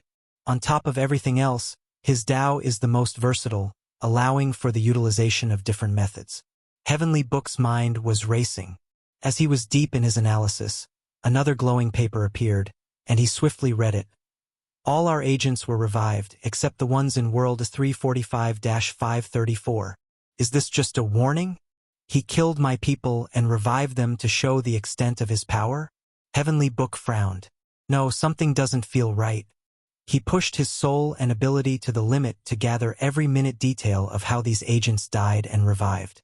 Too many pages to count flashed before him, and he reviewed them at an alarming speed, even for someone of his cultivation realm. There, he thought, Heavenly Book found an anomaly or a pattern. He created a special ability to track the death of his subordinates, and it's countless times better than the conventional soul lamps. After analyzing this part of the information, he found that these people's revival was not instantaneous or random.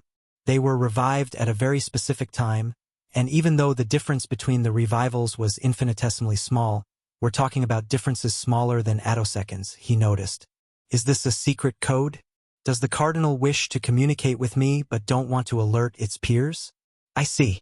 To any observers, it looked like the cardinal was sending him a warning, but in fact, it was a coded message. Interesting. Heavenly Book focused on the code and began deducing. He quickly realized he only found one part of the code. The exact moment the souls of these 10 trillion agents returned to their bodies, the small difference in the time that they opened their eyes, and even the rhythm of the first breath they took, these were all part of this coded message. Such an exquisite code. That's definitely heaven's work, Heavenly Book summarized while chuckling.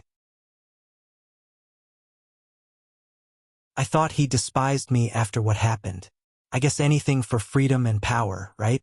He focused on deciphering the code and seeing whether it was worth all this effort. If you find any errors, ads pop up, ads redirect, broken links, non-standard content, etc., please let us know. Report so we can fix it as soon as possible.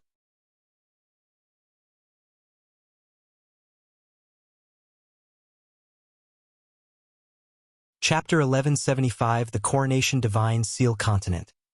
Yen Hai looked in the distance with a smile, surrounded by a small bamboo forest. She has always loved bamboo and found their presence soothing. However, the peaceful atmosphere was soon broken by someone teleporting beside her. But Yen Hai's smile did not abate. What made you so happy? Wu Hong asked. The kid added another memorialized luck to our sect. Oh, what did he do this time? He became the first 3-realm emperor of the lower dimension. That is impressive. Wu Hong calmly nodded. Are you proud that your husband is so capable?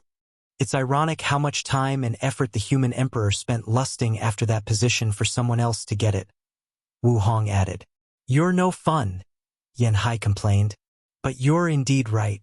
I wish I could see that suspicious bastard's face.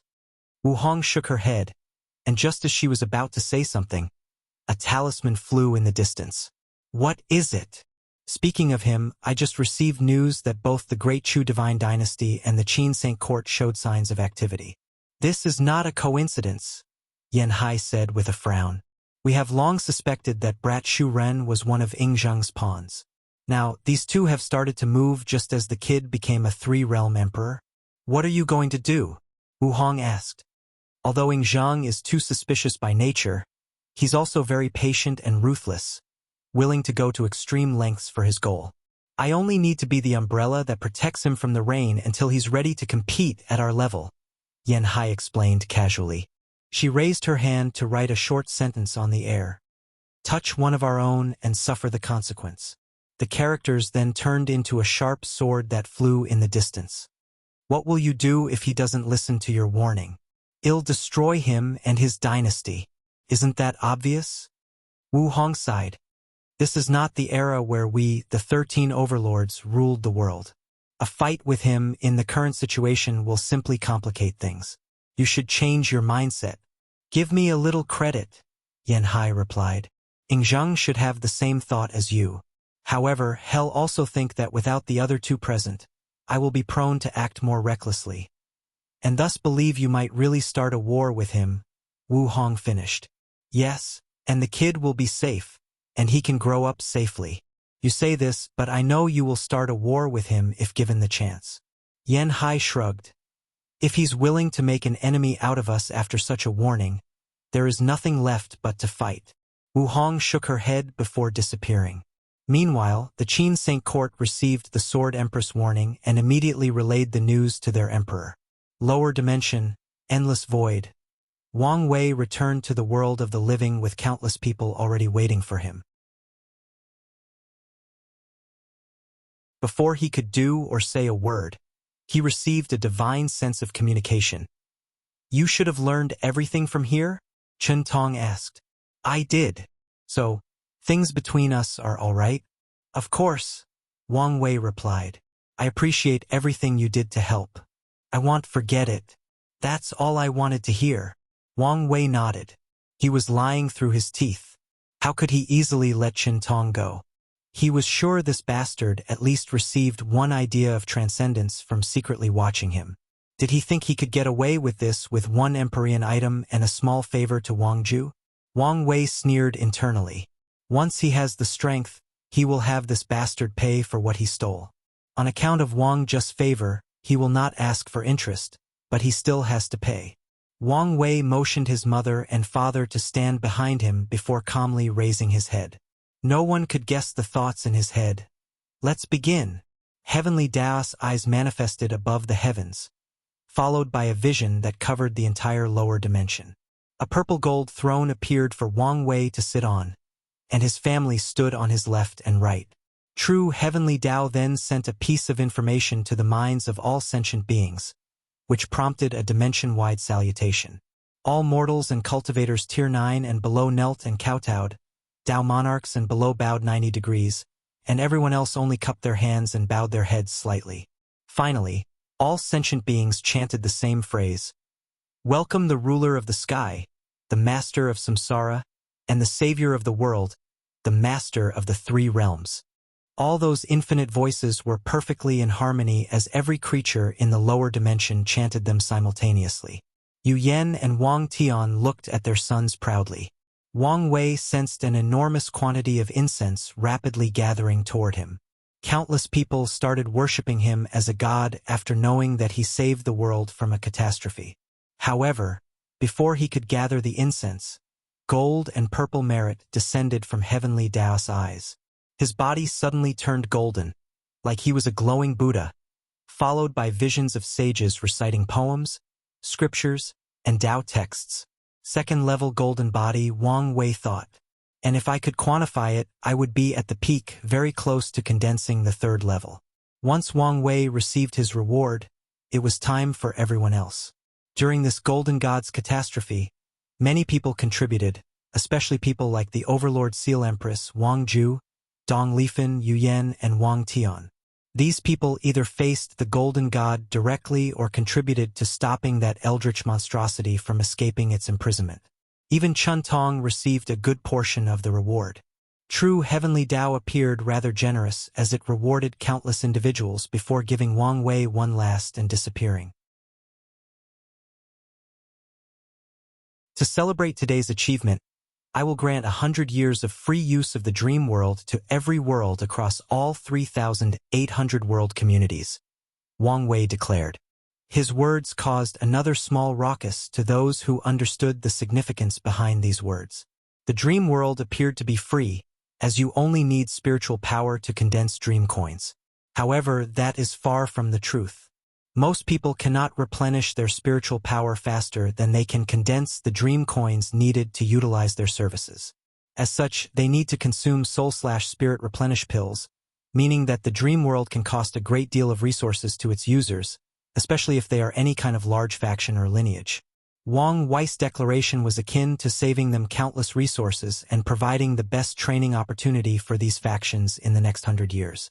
These people could not wait. Wang Wei focused on the people that formed his group or alliance.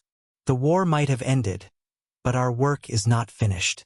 The Golden God's former territories have not been utterly integrated into our system. Let's change that. The myriad Emperor World people and their allies immediately started their work. Although they had just received a massive bonus from True Heavenly Dao, this work was also beneficial to them. After all, it was luck and merit from more than 1,000 world communities. Wang Wei nodded in satisfaction with these people's attitudes. There is no such thing as too much benefit. As he was about to focus on the world tree, he suddenly frowned. Is something wrong? Yu Yen asked. No, nothing. The strength he had acquired from his future self had left his body, leaving him feeling extremely weak and empty. He controlled his aura perfectly so no one detected any changes or anomalies. Now, what to do with you? He already knew he could not leave the tree for his sect in the lower dimension. True Heavenly Dao barely allowed a broken Empyrean artifact, let alone a fully grown one.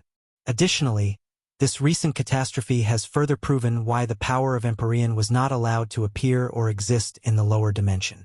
The world is too fragile for the strength of Empyrean, so why not reinforce it? Wang Wei thought. He pointed at the tree to make it condense a seed for a second and weaker tree. The myriad Emperor World's court still needed a tree, so this one would be the replacement.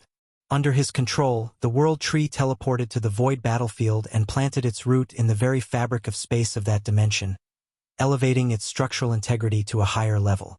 Now, Wang Wei had finally created a void battlefield for the lower dimension, and it could easily contain a battle between Empyreans. The world tree then had more tree roots embedded in the endless void's spatial foundation, also elevating it to a higher level. With this current level, even I can no longer destroy the lower dimension, Wang Wei observed. This is good news, since true heavenly Tao should not rush me to ascend once my cultivation approaches tier 11. If you find any errors, ads pop up, ads redirect, broken links, non-standard content, etc., please let us know. Report so we can fix it as soon as possible.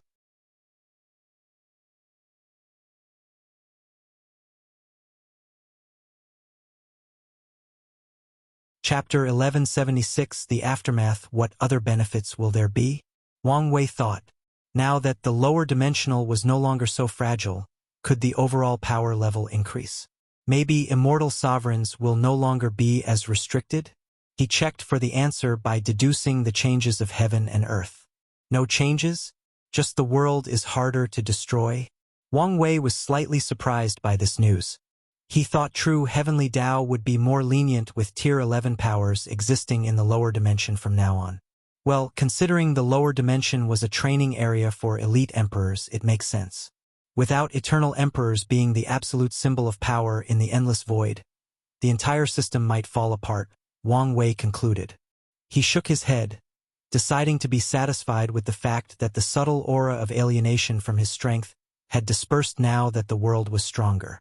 He next focused on his new all-encompassing void battlefield. This thing was considered a new patent. However, it was not as useful as it appeared, especially once he left. Wang Wei could foresee these worlds purposely boycotting using his void battlefield and focusing on their own, unless absolutely necessary. The target of this invention should be geared toward the worlds without a void battlefield. However, before he ascends, such a thing will become very common, given how much ideas and resources will be shared between world communities. People will only use my battlefield when their world's battlefield is too weak to contain its user. If this were the past, such a thing might be rare, but in this new era where higher-fold emperors will be more common, my void battlefield will not be as useless as I think, Wang Wei analyzed. Plus, it may not be a bad thing that it's not popular. I can use it to hide or do things in secret. Merit descended from the sky a second time to reward him for his invention and for increasing the spatial structural integrity of the lower dimension. Wang Wei glazed at the merit in his hand intently. I've almost accomplished my destiny as an Era son, and everything I've done should help true heavenly Tao fight off supreme unity, even if it only makes a slight difference. No matter how small the change, Wang Wei was happy that he could delay supreme unity's path of completely controlling true heavenly Tao. It looked like Maitreya and Supreme Unity's strengths are similar, but if you think logically, it's not true. Supreme Unity does not have full control, meaning his strength has not reached its highest level. So, unless Maitreya still has some unknown room for improvement, things look bad for her. Wang Wei calmly looked at the celebratory visions fading away and teleported home with his parents. Before returning to his throne room, he installed the new world tree to support the floating court. Son. Before Wang Tian finished his sentence, he watched in horror as his son started bleeding from all the orifices in his body, followed by his body turning as skinny as a mummy and his hair turning white like an old man. I knew there was no way for you to be perfectly fine, Yu Yan said. What are you doing? Quickly take some pills. I'm fine, Wang Wei said calmly. What do you mean you're fine? You're obviously not fine, Wang Tian added. No, I'm indeed fine. I thought the backlash would result in a Tao injury in which my existence is injured severely enough that I fall in strength, but it's not as bad as I thought. Is this one of the benefits of having a perfect foundation? Not bad. Are you sure you're all right? Maybe you should use merit to heal yourself, Yu Yan suggested. That would be a waste. Wang Wei shook his head. This injury was indeed severe, but that only meant it would take time to return to its peak. What about you guys? I'm all right. Your armor already started healing me as soon as I was injured. Wang Wei was not surprised since he created the thing himself with his spirit particles, meaning it was programmed or, in a better sense, it had the intelligence not to harm his family and even help them in time of need. Your mother took most of the backlash, so my foundation was unaffected. I should be fine in a while. As a mortal, it was easier for Wang Tian to heal, given his foundation was not broken. That's good to hear. The void in the room suddenly trembled, and a projection appeared. I had a feeling this would happen, so I prepared those, Yan Liling said as she handed everyone in the room a bag. Oh? What are those? Wang Wei asked as he opened them like a kid who received a bag full of candy. Sadly, his terrifying appearance did not make his actions appear as cute as he wished them to. Yang blood pills for your body, Yin replenish pills for your soul, and Dao nourishing pills for the loss of essence. With these pills, you should return to your peak in less than 20 billion years. Wang Wei's eyes lit up. These were the top-of-the-line Emperor tier pills. He was worried that the ones Elder Dan provided for him would not be useful, but this was no longer an issue. You're underestimating me, he said. I can heal my soul injuries with no issue, and with the healing boost of the golden body of merit, they'll be back in shape in less than 200 million years. Wang Wei smiled, his mummy-like body appearing even more demonic. He handed the soul-healing pills to his mother, and she accepted them without making a fuss, knowing her son's ability. Did you send some to Dong Lifen? I did. Everyone who participated in the battle got a share. Everyone? Yu Yan asked. Yes. The guardian after you will have big shoes to fill, Wang Wei commented. Anyway, thank you. After I heal, I'll feed you until you're plump. Li Jun once said he likes plump girls. Although that's true, I never said that, so don't spread lies about me. Huh. How are you here? My boss gave me a promotion, and I can now send projections once in a while in the world of the living, Li Jun replied. What does that sound fishy? I thought the same, but after research it's indeed one of the Earth Emperor's rights, but it's usually granted to the ones with long or meritorious services. Apparently, stopping these people was considered meritorious enough for this right. If you say so, why are you staring? You look like shit, Li Jun replied. Watch your words, Yu Yan warned. Apologies, he instinctively said, making Wang Wei chuckle. So, what's next? Li Jun asked, swiftly changing the topic. Wang Wei sighed. It's almost time for me to leave. The atmosphere immediately became somber. Why the frown? Wang Wei said. I'll see you guys next generation. Although I guess Heavenly Dao will reactivate the time acceleration, that should only be a few yuan epochs for me and over 10 million years for you guys. The only real parting is you guys. He glanced at Li Jun and Yan Liling. By the time you ascend, a lot of time should have passed. However, by the time you arrive, I should have dealt with all the upper dimension troubles and prepared the best cultivation environment for you. We just wished we could be useful in your next saga. Li Jun sighed. Our cultivation journey will be long, and without you guys, I don't think I'll make it out intact while preserving my true self. So, there is no need to mind if you're not part of one event. Wang Wei knew one of his greatest achievements was nourishing great relationships with families and friends and going the extra mile to turn these people into extremely talented and accomplished people/cultivators. It could be said one of his life's turning points was when he listened to his wife's advice to treat his family as a boost instead of a hindrance. Although he has not seen the payoff yet, his intuition was telling him that one day, he will thank the heavens he listened to her. And we will gladly walk with you until the very end, Yu Yan said. However, now is not the time to discuss this since we still have plenty of time. So, rest and heal your injuries. I am indeed a little tired. Maybe some real sleep is in order. Wang Wei nodded. Everyone said their goodbyes, leaving him alone. Before I rest, let's eliminate the trash. He raised his hand and summoned something from the void. A soul. No, impossible. How could you find me? Emozun. Emozun. Emozun, you have the destiny of a cockroach. Wang Wei said while shaking his head. This is not necessarily a bad thing. However, your greedy and prideful personality ruined such a blessing. If you find any errors, ads pop up, ads redirect, broken links, non-standard content, etc., please let us know report so we can fix it as soon as possible.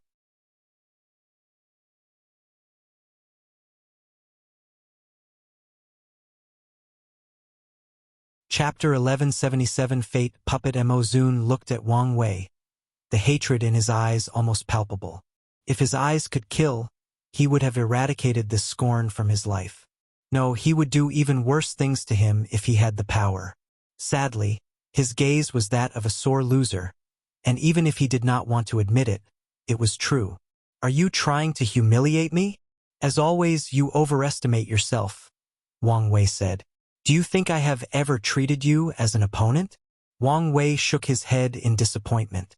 You had all this time to ascend and leave the lower dimension as swiftly as possible, but you didn't. Why? The answer is obvious. You held on to hope. You hope that something will happen to me or I will suffer great damage in my battle with the Abyss Gap. And even if that didn't work, you hoped to hide long enough until I ascended.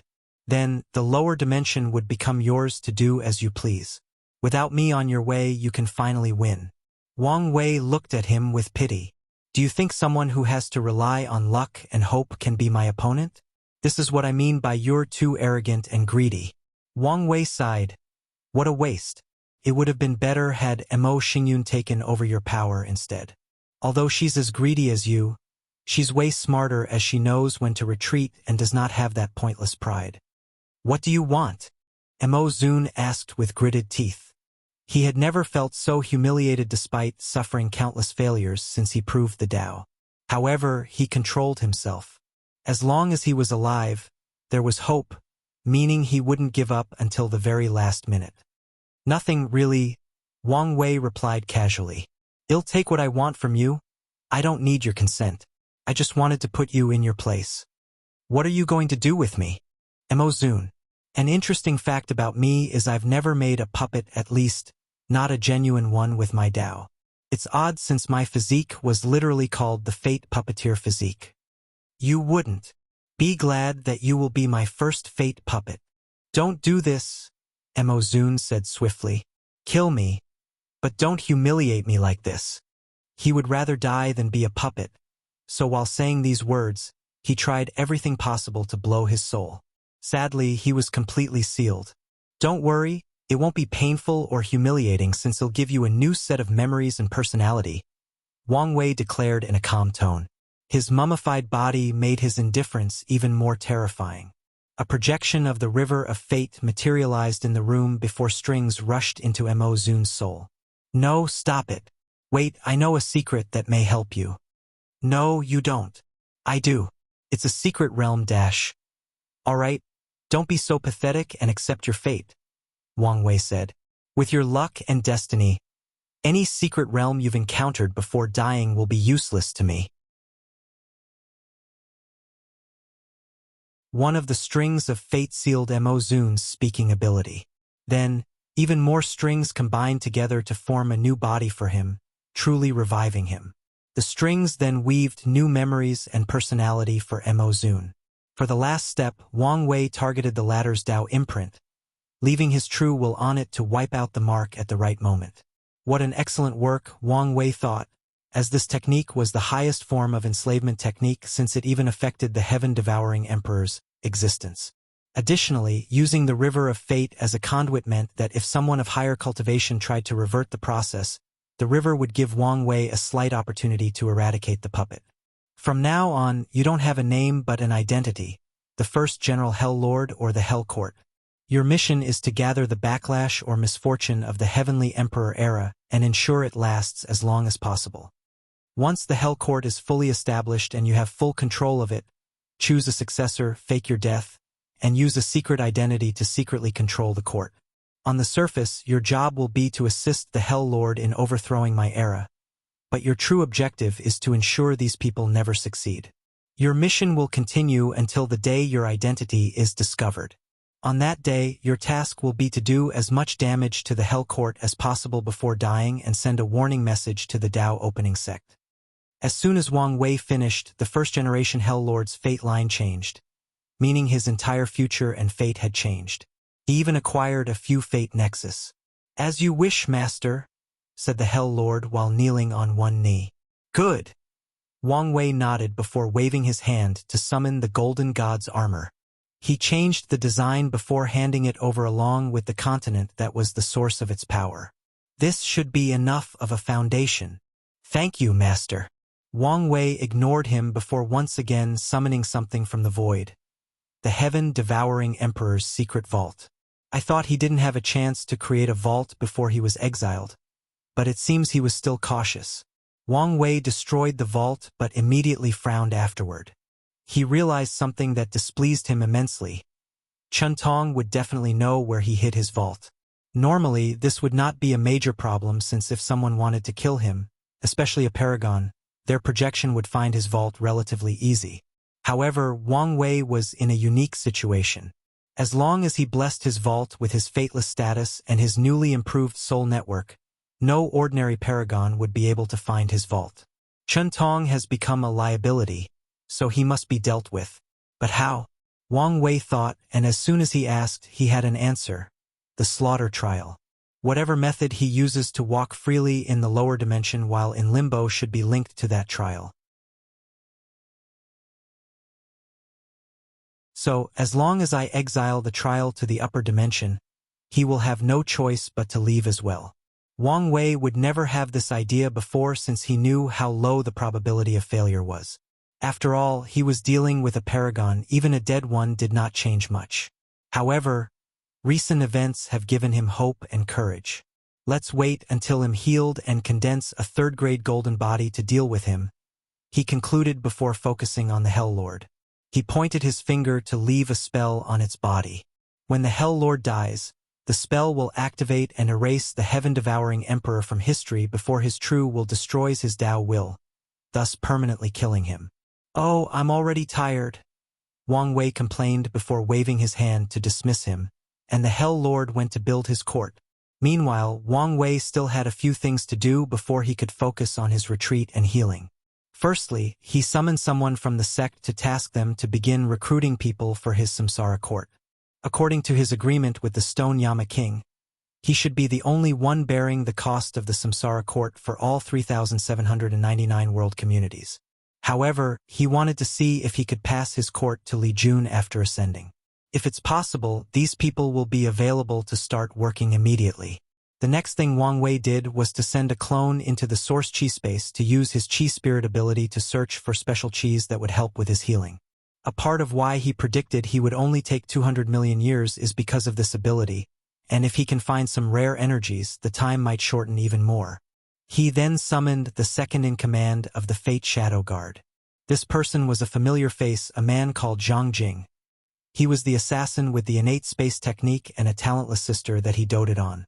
He was now the leader since Wang Ju was gone. Wang Wei handed him Wang Ju's inner world and the right to be his shadow. Of course, it did not mean he was chosen, but more like Wang Wei tasked him to test other members to see who was worthy. If Zhang Jing passes the test he left, he can absorb the inner world and link himself to him. After all these minor things were settled, Wang Wei focused on something more important, his spoil. After such a major battle as this, of course, he will profit in other ways. He usually makes sure of that. However, his heart immediately felt painful after checking the final spoil.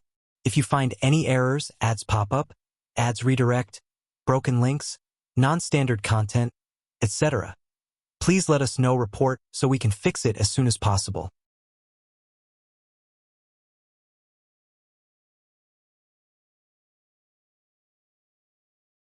Chapter 1178 Loss. Wang Wei checked his personal dimensional space, using his divine sense to look at all the bodies he stored.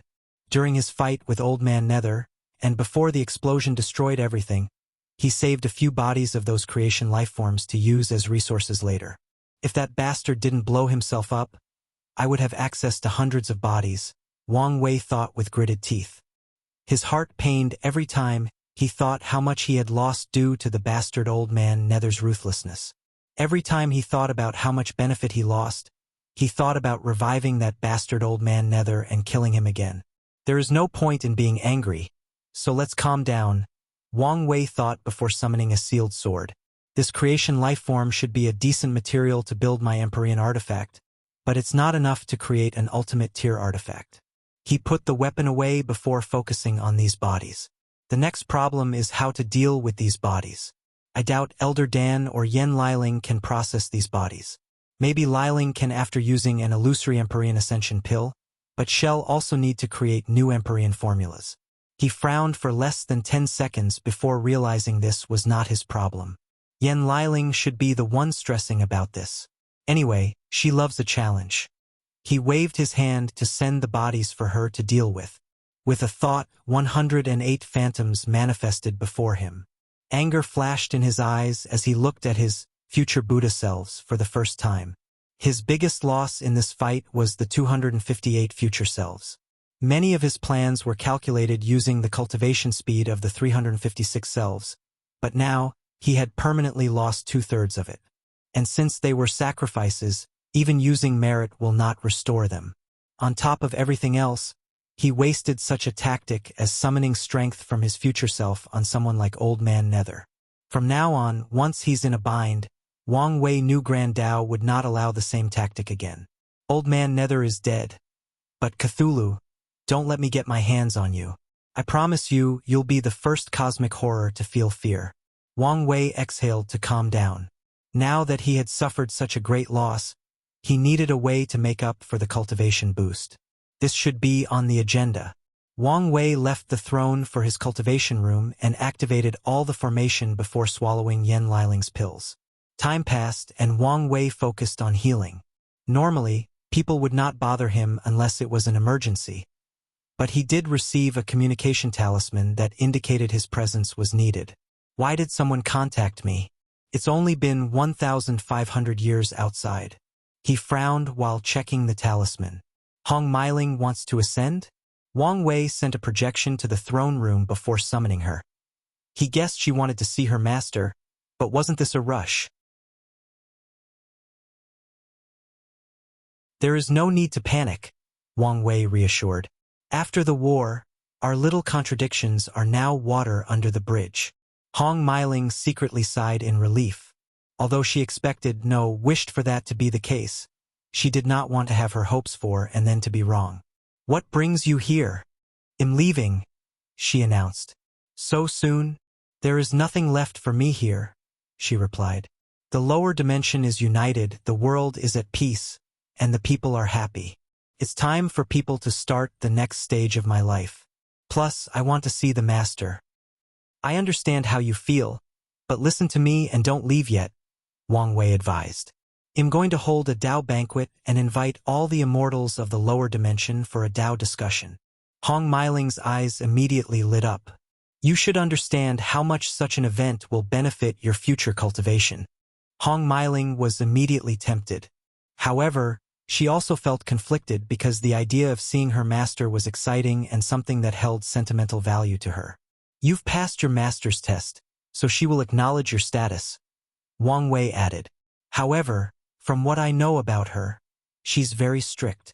She loves teaching and giving people fortunate encounters, but only the ones she deems worthy, and she has high standards.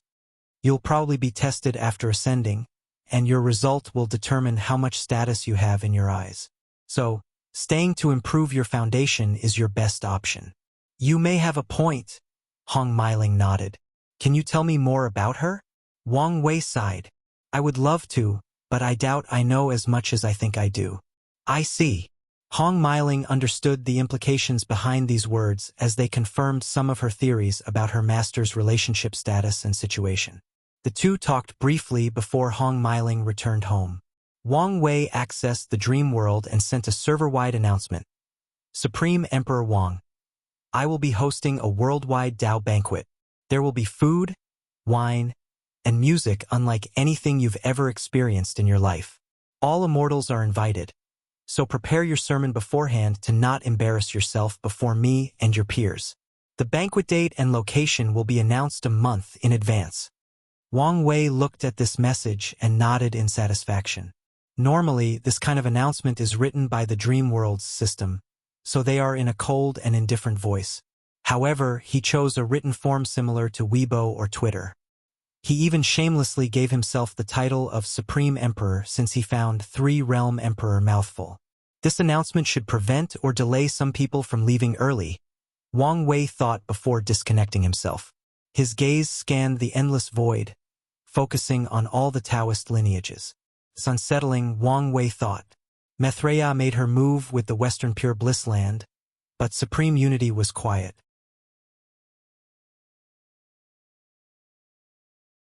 He did not doubt for a second that the latter had no pawns in the lower dimension.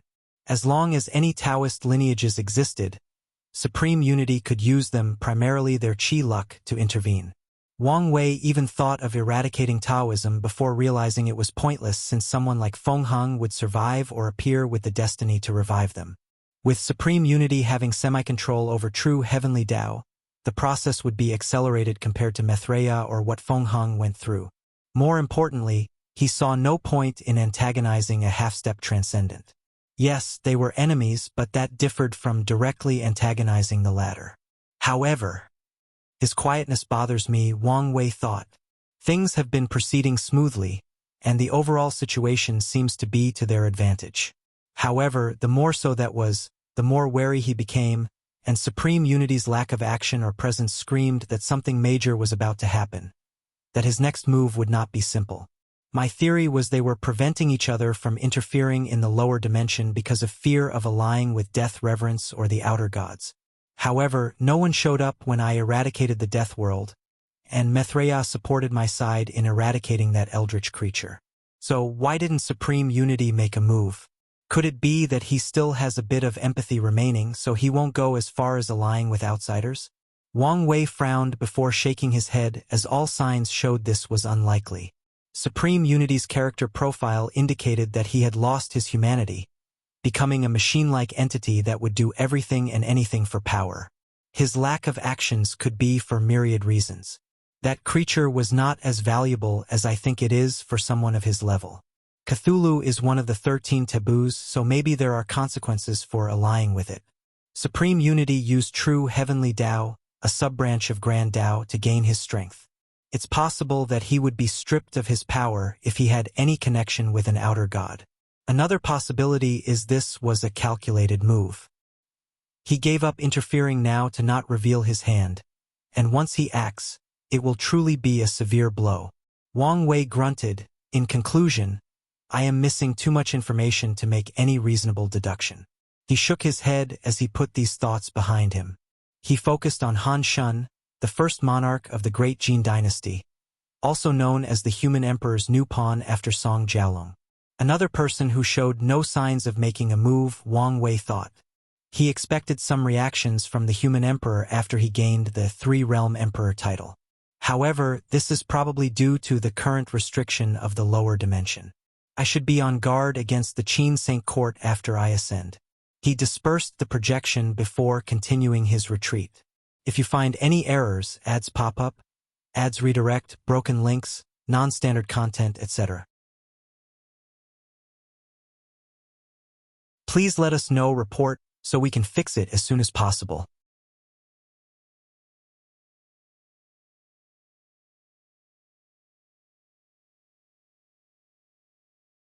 Chapter 1179, The Next Journey, Chief. Welcome back, Chief. It's an honor to meet you, Chief. Aoshin would nod to anyone who spoke to him, not showing any attitude or caring about hierarchy. He soon reached his main cultivation cave and dismissed everybody before brewing him some top-grade tea to relax. As he sipped, a soothing power rushed into his body and mind, soothing his nerves and worry. The expansion is basically finished, and I've gotten all the benefits possible, including forming strong allies for the demon race in case of an emergency. Aoshin thought. So what's next? He has created a golden era for the demon race. Although people could say he took the opportunity of a brilliant time for his rise, that does not diminish his accomplishments. If not careful, anyone else in his shoes would not be as successful as him and might even destroy the demon races. Now that the demon race was thriving, and Aoshin no longer needed to constantly worry about their extinction, since Head prepared countless backhands and plans for this worst-case scenario, he needed to think about his future. I'm quickly approaching the limit of my foundation, so the next step is to reestablish my foundation. However, the issue is whether to do it here or after I ascend. The best choice for this process is the upper dimension due to the much better information about the danger and better resources to ensure no issues. However, this is only for those with a lineage backing them. What about me? Wang Wei has the Tao opening sect, Feng Heng has Buddhism, Hua Fenghuang has the ancient clan, and even Su Shi should be able to rely on Emperor Kong. The demon's race had few talented individuals who survived and ascended, so the chances of them building a top lineage are not high. My best choice should be the innate demon gods, but without any deep connection, will they support me? Better yet, can I trust them? Aoshin grunted as he remembered the information about the current chaotic situation of the upper dimension. If the innate demon gods chose to support these 7, should I still join them? Wang Wei had already made it clear that these people were his enemy, and Aoshin's body trembled at the thought of being on the opposite camp of that monster. He also has his pride and arrogance, and he would not bow down to these people without having any rights or power, especially since, as far as he's concerned, they are more powerful than him only because they are older. In fact, the best option would be to leave the Eternal Ascension world entirely, Aoshin thought. I could already predict that Wang Wei will also dominate the upper dimension, creating his own era. So, I can either use his pressure to force myself to grow or head to another world to find some kind of variable that will allow me to compete with him. Aoshin sighed. Forget about leaving for now and focus on the current situation. I need more information about the upper dimension situation. Although Wang Wei did not hide basic information, he also did not share more detailed news. Aoshin decided to ask him and even offered to pay. A worldwide announcement? He checked the dream world and saw Wang Wei's bold words written above the dream world sky. I was wondering why he never called for another Tao discussion. Is this what he's been planning? Aoshin was slightly excited since he was embarrassed the last time they had a discussion, and this one should be an opportunity to redeem himself. Not to mention the benefit to his future cultivation. I have enough merit, luck, and world source for my cultivation to reach 45% as swiftly as possible. But with the boost from that banquet, I could probably reach 50% with the merit at hand. He excitedly disconnected from the dream world to prepare his sermon. He could guess the Tao rhymes that would condense in such an event, which should form a field that benefits someone based on how deep and ingenious their sermons are. With the Supreme Emperor warning, people will do their best to prepare not only for the benefit but also for their pride. As Aoshin was about to finish his tea and start the preparation, he sensed something and frowned. Why are you here? Hua Fenghuang's projection materialized in his cultivation cave. I came to run an idea by you. Oh, Aoshin sipped his tea. I'm listening, but I won't offer you tea since I don't want to. Hua Fenghuang ignored the second part of that statement. Is it possible to convince him to ascend before us? Ascend before us? Aoshin repeated before understanding dawned on him. You're worried about your secret vault? It's unsettling knowing he will easily know where I put it. I understand how you feel, Aoshin said, but it's pointless. Just accept this fact and move on. You're not even giving my idea a second thought? The crux of the issue is we are already behind, Aoshin replied. The upper dimension is in turmoil, so the best move for us is to increase our strength now as much as possible before ascending. However, the higher our cultivation, the harder it is to re-establish our foundation. But he doesn't have this problem. He could probably cultivate until the next realm without any problem. Aoshin suddenly paused, realizing he might have stumbled into the truth. He glanced at Hua Fenghuang, and she had the same realization. So, that was his plan all along, Hua Fenghuang muttered. His expansion and need for power was not simply for gathering resources or spreading his legend and history to make it harder to erase him. He was also preparing for the war upstairs. Her original plan was to gather all the other true Eternals and ask them to pool their merit together and pay Wang Wei to ascend before them. Now, she only has a few choices if she wishes to wait until he ascends to make her secret vault. Firstly, she only needs to wait and waste all this time. Secondly, she can cultivate while waiting for him to leave, which would greatly endanger her Tao Foundation reestablishment. Finally, she can achieve reestablishment while in the lower dimension, bearing all the risks that come with it. Aoshin sighed before waving his hand to dismiss the tea sets and replace them with a gourd of alcohol. He opened the top, releasing a blood smell that was quite alluring. As the demon blood brewed wine coursed through his blood and veins, he felt full of life.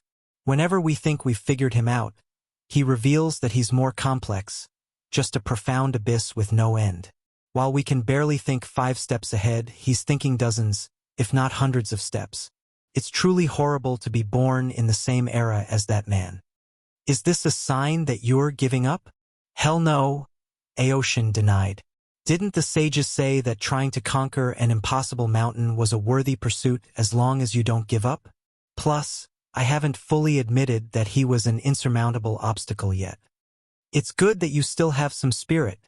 She nodded since she also agreed with that sentiment. What are young to do after ascending? Why are you asking? He asked warily. You can come to our ancient clan if you have nowhere to go? You're after my bloodline. Of course. Huafeng Huang nodded. As long as you agree to start a family with a human, you can keep your name and will have a high status. No way. Won't you just think about it? Do you have the status to make such a promise? Do you think an eternal emperor of my caliber won't have a high status? Aoshin was rendered speechless since she made such a logical argument. Whatever. Go away, he said in annoyance before continuing to drink. He knew he would never mate with humans. Although he technically no longer hated them, he was not fond of them either. As such, his partner, if he ever chooses a mate, will never be a human. You should think about it, Huafeng Huang said before dissipating. Now, she had to plan whether to use Plan B, which involved leaving her vault to Sacred Beast 1 to hide after Wang Wei left. Then, the power shell leave will wipe Beast 1's memory of this information.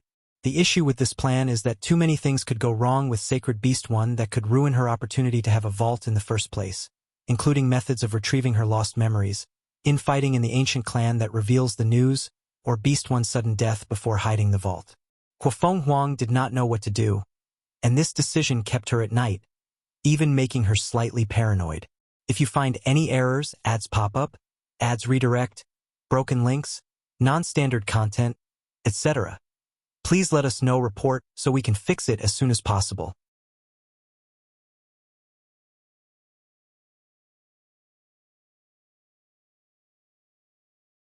Chapter 1183 Pass 3 Self-Art. Wang Wei returned to his deep state of cultivation to heal himself and create his new technique. As for Aoshin and Huafeng Huang's talk, he did not know or care. However, even if he did, he would not agree with their proposition since he plans to learn the locations of these people's vaults. His relationship with these people is currently positive, but whether this will stay the same is unknown. Knowing their secret vault and having an easier way to kill them if needed is an excellent strategic move. The information alone might prevent these people from becoming his enemy. Over 200 million years passed in his retreat, while 10,000 years passed outside, and Wang Wei finally opened his eyes and exhaled. His handsome face and luscious hair were back to normal, his perfect aura returning to its peak. It feels good to be healthy, Wang Wei muttered as he clenched his fists to feel his power and youthful vigor. Plus, it was a shame for such a handsome face to be ruined. I can feel heaven and earth was about to cry because of that.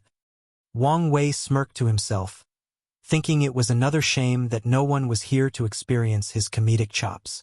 He shook his head to focus on what's important. Let's test it out, he muttered. First, Buddhism. The 108 Buddha self materialized before him, all sitting cross-legged on the void with monk cassocks, their palms closed like a prayer, and their bodies releasing golden lights. Although their heads were now shaved, they still looked extremely handsome. Next is Taoism. A phantom of Wang Wei wearing black and white Taoist robes with yin-yang and taiji symbols materialized, followed by a dozen more. These were the 72 Taoist self.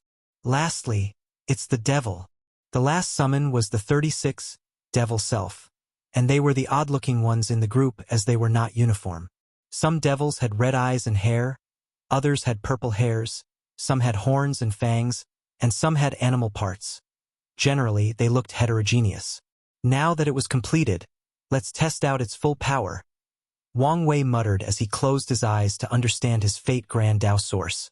After an unknown amount of time, he sighed deeply, The cultivation speed is about 250. Future Buddha self. I guess it's still better than only 108. He looked at this new technique called 3 paths, 3 self-art, and was reluctantly satisfied. The idea was brilliant, and he felt it should have been more powerful. The Buddha self did not change much, except for a small optimization due to his new power and understanding of cultivation. The Taoist self was inspired by quantum computers. Classical computers work on a binary system of 0 and 1 called bits. Meanwhile, quantum computers use a qubit system, which can represent 0, 1, or both simultaneously through a property called superposition. Wang Wei used his Yin-Yang Dao, which can replicate the qubit system, and all his other understanding of quantum computer to condense one Taoist self, allowing them to have unimaginable calculating/deduction capabilities to comprehend the grand Tao source. Lastly, the devil self amalgamated countless thoughts and ideas. He used the binary system of technology to condense one devil that represented a supercomputer. One devil was condensed through his understanding of incense, and that devil's ability maximized the use of faith/incense to boost cultivation comprehension. Some devils did the same for luck, world source, merit, spiritual power, and even all kinds of emotions. Wang Wei had to use the knowledge he stole from the Yin Moon Palace to make the 7 emotion 6 desires devils. One of the devils even replicated Jin Baiyu's pure mind state. Unfortunately, this technique did not completely replace the original future Buddha selves, but that's good enough, Wang Wei thought. More importantly, I have something even better. He took over 200 million years to heal despite absorbing a few special chi because of the 3 past 3 self-art and another technique, and that one is even more impressive. However, it was still considered a prototype by Wang Wei. However, even when he completes this technique, he won't reveal it until he's a primal paragon to prevent Grand Tao from restricting it. Furthermore, he considered it one of his best future emergency trump cards. Wang Wei finally left his retreat and immediately headed to see his mother and father, who were now healed. After the family spent a few days together, he returned to work. The first order of business was to check on the lower dimension situation. The situation was settled. All 3,800 world communities were now under his rule. They all had a dream world, enlightening temple, mortal civilizations, demon schools, depending on the world, and a court. Although they were a few troublemakers who tried to resist, by that time, Wang Wei's popularity as the endless void savior made these people the unpopular minority. Wang Wei took a deep breath. So much incense. Mortals and even cultivators worshipped him as a god, savior, hero, or something akin to a celebrity. Moreover, this kind of worship transcended race and world, meaning they came from various individuals.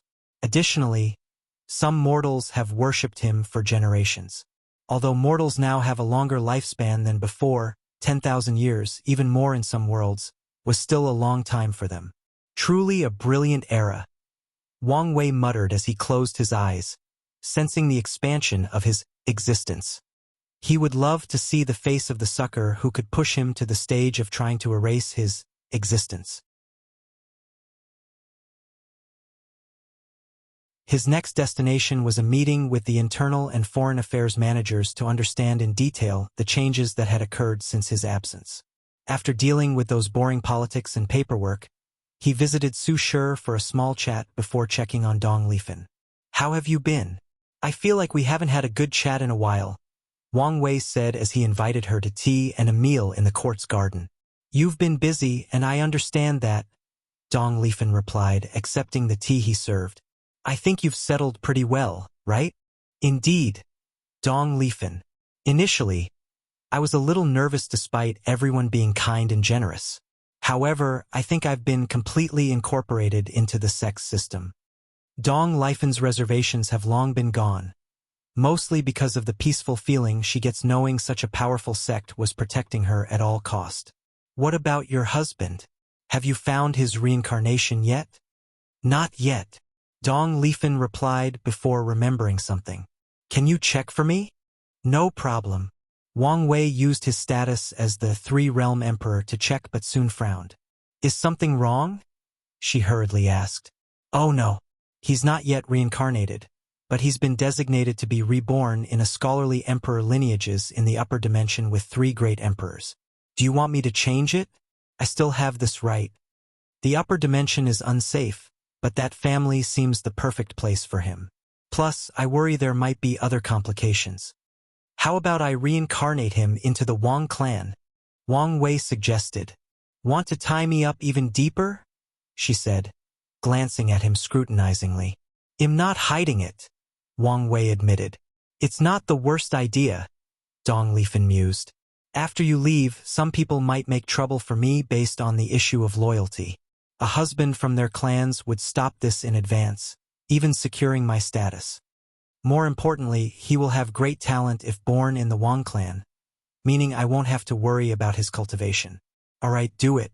Wang Wei smiled as he condensed a black scroll in his hands, writing an order before sending it to the afterlife. How are the preparations for the alternate 10 Supremacy Foundation? Already found the perfect world, Dong Lifan said before showing him a projection made of dreams. Is that the world that replaced the Skyfall world? Wang Wei asked, remembering how the brilliant Smile Emperor ascended with an entire world. Yes, they are new and weak, meaning the perfect target, she explained. I've done countless simulations, and they are the best choice. Have you considered true heavenly Daos intervention? I have. Based on the simulations, if I attack this world in the early stages of its development, there is a 99% chance that a new Destiny child with great talent will appear and try to stop me. Wang Wei nodded as that made sense. Alternative paths were allowed, but they also cannot be too easy and subject to tests to prove their worthiness. That's how Heavenly Dao, no Grand Dao, operates the entire Chaos universe. I'm sure you're prepared, so all I have to say is don't take this lightly because of your strength. I want. Wang Wei nodded before chatting with her for a while. As he was leaving, he raised his hand to condense a bright gem. This is what I promised you. This talisman will grant you full control of all the dream worlds if the Dao opening sect betrays you. I'm glad you kept your word, Dong Lifan said with a smile.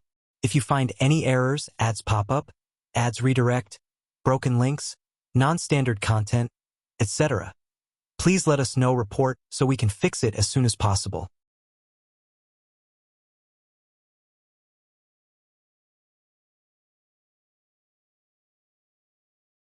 Chapter 1181 Ripe. Wang Wei's next destination was the Guardian World to meet Yen Liling. He found her in a dimension of her creation with a transparent cauldron as large as a mountain. Wang Wei looked at the cauldron with praise. She had succeeded in finding a way to refine the Empyrean bodies into pills. Yen Liling took inspiration from the Danyuan Emperor and Hong Mailing by linking all the world communities and borrowing their powers to condense a cauldron. In other words, she used the lower dimension as her cauldron. Then, with the illusory pill, she had the strength to create the flame needed for the process by condensing all the sun's, fire energy, and even fire laws of these communities into an emperor tier flame needed for the process. Lastly, Yen Liling borrowed the reserved spiritual energy from the dream world to supplement hers during the refining process. Can you speak? Wang Wei asked. Yen Liling was in a deep state of concentration, and he even noticed a few drops of sweat on her forehead. For a few minutes, she answered. I just want to know how things are proceeding. I've succeeded, but barely. Oh, I don't have the knowledge base or experience to make a tier 11 Empyrean, especially in such a short period, Yen Liling explained. So, I chose another way, purified these bodies and condensed their Dao rhymes and blood energy into a pill. I added a few top Emperor tier herbs to preserve the efficacy of the pill during the condensation stage, allowing me to create the most basic tier 11 pill. That is still impressive, Wang Wei praised. I know, Yen Liling smirked. This experience was immensely beneficial to my skill path. It even gave me an idea of how I might take a step into transcendence. Those are bold words, Wang Wei said. I'm listening. Once you achieve half-step transcendence, you only need to let me borrow your strength to make a pill for your realm. The experience should give me answers on my path. Wang Wei was speechless, but it was indeed a good way. No problem. I know you're a man of your word, big brother, Yen Liling beamed. Alright, I need to concentrate. Can you do something before you leave? Although this pill is basic, it's also taking a long time. Please accelerate the time in this realm so it can be finished in time. Alright. Wang Wei pointed in the sky, and a phantom of the river of time manifested. He said his goodbyes to her before leaving for his next destination, the swallowing zone. It's almost ripe, Wang Wei said as he looked at the Genesis fruit, which was now almost emerald in color. After years of being fed the power of dreams and nightmares from the dream world, countless immortal sovereign bodies, and even a small amount of merit, the thing was finally about to germinate. He did not hesitate to start feeding the apple until the last spot turned from light green to emerald. Beautiful, Wang Wei commented before condensing a container made from sealing runes, plucking the fruit and carefully preserving it. The light that served as the fruit tree dissipated, but Wang Wei did not care. The tree was now useless. By its nature, it was impossible to condense the seed for another Genesis fruit. As such, he was just happy that he got the fruit since it was valuable and sought after by many, including Old Man Nether, who prevented other people from using it before it was mature. Wang Wei's next destination was the Battle Demon world. As soon as he landed, he noticed two things. Firstly, the entire world seemed to be in a jovial mood or atmosphere. It could be sensed in the air, and he saw signs of celebration everywhere his sight landed. The second thing that caught his attention was the faint innate qi in the environment. The constant exchange of knowledge, resources, and ideas resulted in the creation of many techniques, and the professions were greatly developed. A few worlds managed to create weaker versions of reverting their environment to innate. This development had its pros and cons.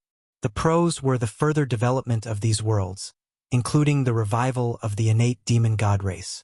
True heavenly Tao used this opportunity to return them to the lower dimension, probably in a weak attempt to restore balance from how dominant acquired lives have become. The con of the situation was the small political turmoil the change created in Wang Wei's court. Many worlds complained and asked the Myriad Emperor world to place the innate environment method on the market to buy and loan. But Wang Wei had long decided this would be the advantage he would only leave for his home, and thus the court had to tell these worlds to develop a method of their own if they wanted it. Wang Wei looked around for a bit before teleporting to a large room full of demons decorated in gold. Who goes there? The room immediately entered the highest alert as soon as that voice yelled. They all wondered who dared to mess up such an important event, especially knowing the people involved. You're getting married and didn't tell me? Wang Wei. It's really you, said Yi Dafu as he appeared before him to give a hug.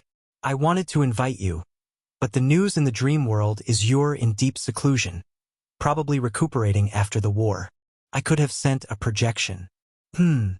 You're right, but I didn't think of that, the Monkey Emperor replied. Greeting, Your Majesty, the Supreme Emperor. A cacophony of voices echoed in the room as everyone saluted after recognizing Wang Wei's identity. These people tried to hide their shock, but it was easily noticed by Wang Wei. No need for formality. I am here as a friend, attending a wedding, Wang Wei assured them. However, no one stood up. This legendary man was standing before them, and none of these people dared to show any signs of disrespect, even if he asked them to. You heard him. You guys need to relax, Yi Dafu said. But even that did not work. These people secretly looked at each other from the corner of their eyes, waiting for someone to have the nerve to stand up fist. Yi Dafu shook his head in disappointment. I don't think they'll listen as long as you're here, so let's talk somewhere else, he stated before leading Wang Wei to another room. What took you so long to get married? Wang Wei asked as an icebreaker from the previous situation. The wife wanted to wait until she reached a certain level of strength before we married. So, I had to wait until she was ready. The demon race values, especially this world with a zeitgeist of survival of the fittest. It's understandable why she would want to be relative to you before marriage. Yi Dafu, enough about all that nonsense. When are you going to fight me? You promised me. You must have fought my imprint in the dream world countless times. Don't you see the difference? Don't you have enough? None of that matters, especially since I've devoted a sure tactic that is guaranteed to punch you in your face. I'll start with that until I can bully you. This is not a good idea. Why not? It's your wedding, after all. Wouldn't you be embarrassed if your wife saw you being beaten? Edapha's lips twitched. It doesn't matter. What if people say I'm bullying you? I know you don't care about that. So, just do it, consider it a wedding present. All right? The two soon reached a room where the Nine-Serpent Empress was waiting. Wang Wei had to praise Yidafu as he was not lying when he said he knew how to develop bloodlines.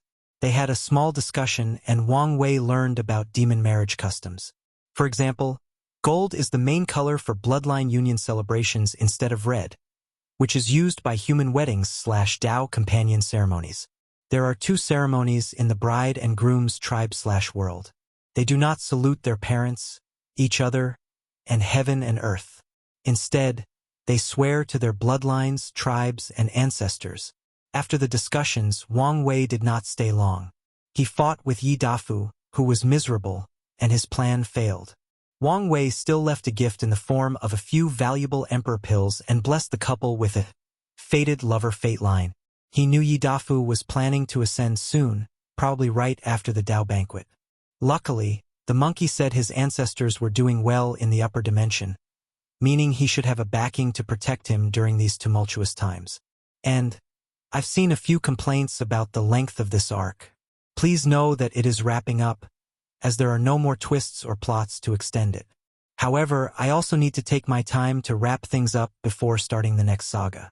I recommend stacking for those who cannot wait since the volume should end in 10 to 15 chapters.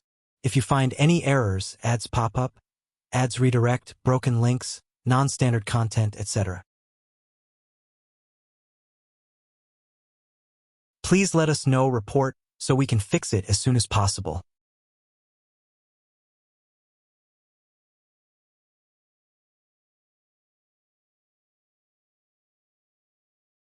Chapter 1182 Last Value. Unedited chapter, Wang Wei's next destination was a place called the Summer Cloud World, and his purpose was a forbidden land. The Myriad Emperor world was not the only place with forbidden lands, and Wang Wei once planned to remove all of them. However, he never had to. His actions caused the entire lower dimension to rise in power, thus eliminating most of these forbidden lands with relative ease. The only survivors were the ones who were good at hiding and the place he was currently visiting. He headed directly into a forest with pitch-black trees and an eerie atmosphere. A word echoed in the void repeatedly. "Are you worthy?" Wang Wei looked around, noticing the trees seemed to contain a very potent hallucinogen capable of influencing the soul. He ignored this forest's power as his gaze penetrated all the other obstacles to reach the core. He teleported to the center with one step, ignoring all the restrictions. "Are you worthy?" Wang Wei looked at the man before him. Ordinary black robe, thin, big nose, and bright eyes. An obsession? So that's why no one could eliminate this place. The person before him was long dead, and he could only exist in this world because of his obsession, and no matter how much someone killed him, he would be revived due to his obsession. "Why are you asking if I'm worthy?" "So I can know whether you can help me." "And who are you? Why should I help you?" "My name is Luda. I don't remember much except that whoever is worthy enough to help my family will get the key to a treasure I once held." Wang Wei thought briefly before reading this man's fate line. "I see. This poor bastard named Lu Dao once found the cultivation cave of an Empyrean cultivator and was hunted down by an Empyrean lineage. As a last resort, he separated from his family while signing up with the same program that brought Old Man Nether to the lower dimension. The result was expected. He died, but his obsession with his family allowed him to condense in the lower dimension and wait for someone worthy to help him. "Do you want me to check on your family in exchange for the key to the cave?"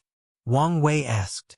"Not just check on them, but help them, and even share some of the resources with them. You do realize the chances of your family still being alive are, well, less than ideal." "I'm aware, but I won't give up until the last minute." "All right, I accept your proposition. Your cave might be the first pot of gold I get in the upper dimension," Wang Wei declared. "Fine. Wait, you haven't proven if you're worthy yet. Wang Wei released the aura of the tenfold battle realm, shocking Lu De to his core. He was only a third-class emperor with 18% Grand Dao source cultivation before his death. His new obsession form did boost his strength tremendously, but that was still nothing compared to this man's power. Your strength is indeed worthy, Lu De sighed. However, what about your character? Either take the deal or don't. Your reward is less valuable than you think for someone like me. He was a master of luck, so finding fortunate encounters on such a level was easy. Although Lu De could be counted as his second tier 11 opportunity, he could give it up if he wishes. Fine, but I want to see for myself.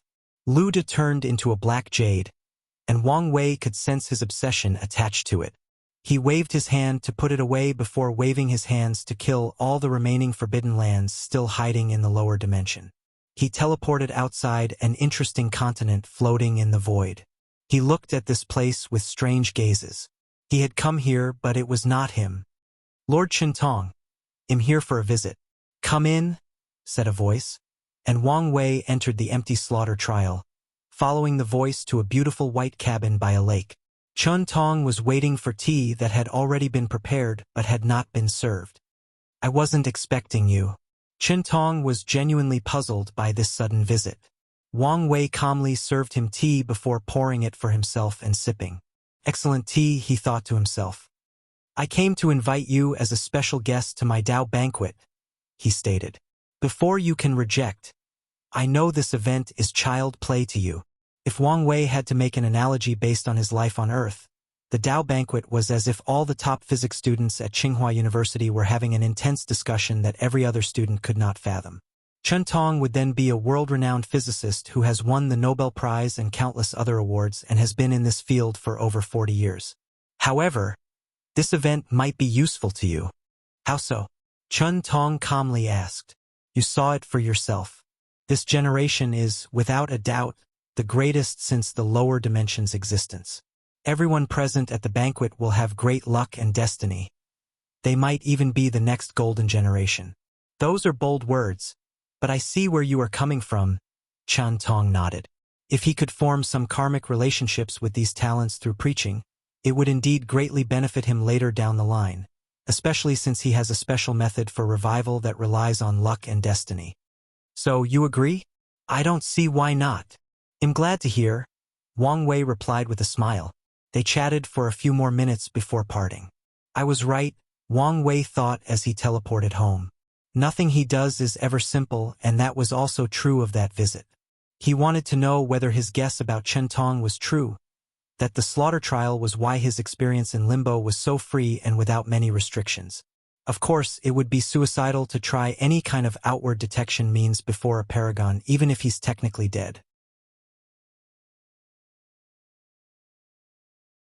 Wang Wei then chose to rely on his intuition, turning it into an active ability to sense whether his theory was correct. Now that I know the truth, it should be easy to deal with him once I squeeze his last value at the banquet, Wang Wei thought as he returned home. He soon became busy with the preparation for the Dao banquet. The first thought was to create a new place in the void for this event, but Wang Wei quickly gave up that thought since that would be too much pointless work. The next choice was his court since there was more than enough space. However, realizing how much Dao rhymes this event would create, he chose the Dao opening sect. This banquet could become a precedent, Wang Wei thought. If father and mother also hold on, other people should follow. While deep in thought, Wang Wei has already delegated the preparation tasks for the sect, making everything extremely lively. The steward stopped his court duty to take charge of this event, ensuring the Dao opening sect appeared as noble and powerful as possible to the outside world while keeping an air of mystery and secrecy. The Dao opening sect's actions were not exactly subtle. As such, people deduced the location of the Dao banquet, and the information spread before Wang Wei announced it. Many cultivators had spent years preparing for this event. Wang Wei, who was lazing around while everybody was working, decided to make an announcement in the dream world. Supreme Emperor Wang. The news was leaked. The Dao banquet will take place in the Dao opening sect. The estimated time is between 2,000 to 5,000 years. Furthermore, I've noticed a small controversy regarding whether immortal venerables and immortal sovereigns should attend. My invitation said all immortals, and you're part of it. You can preach about your understanding and experience of the soul.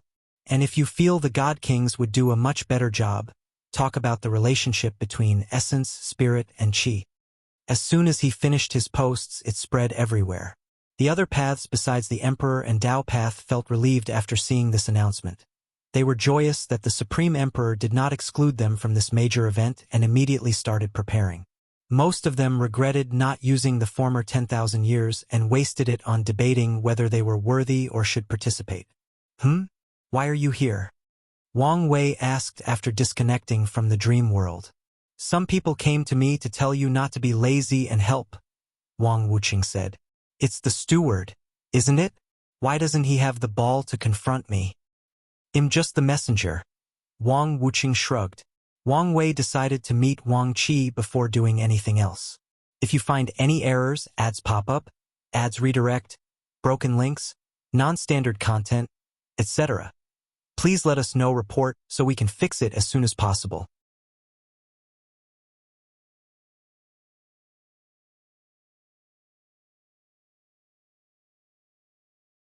Chapter 1183 Celebration.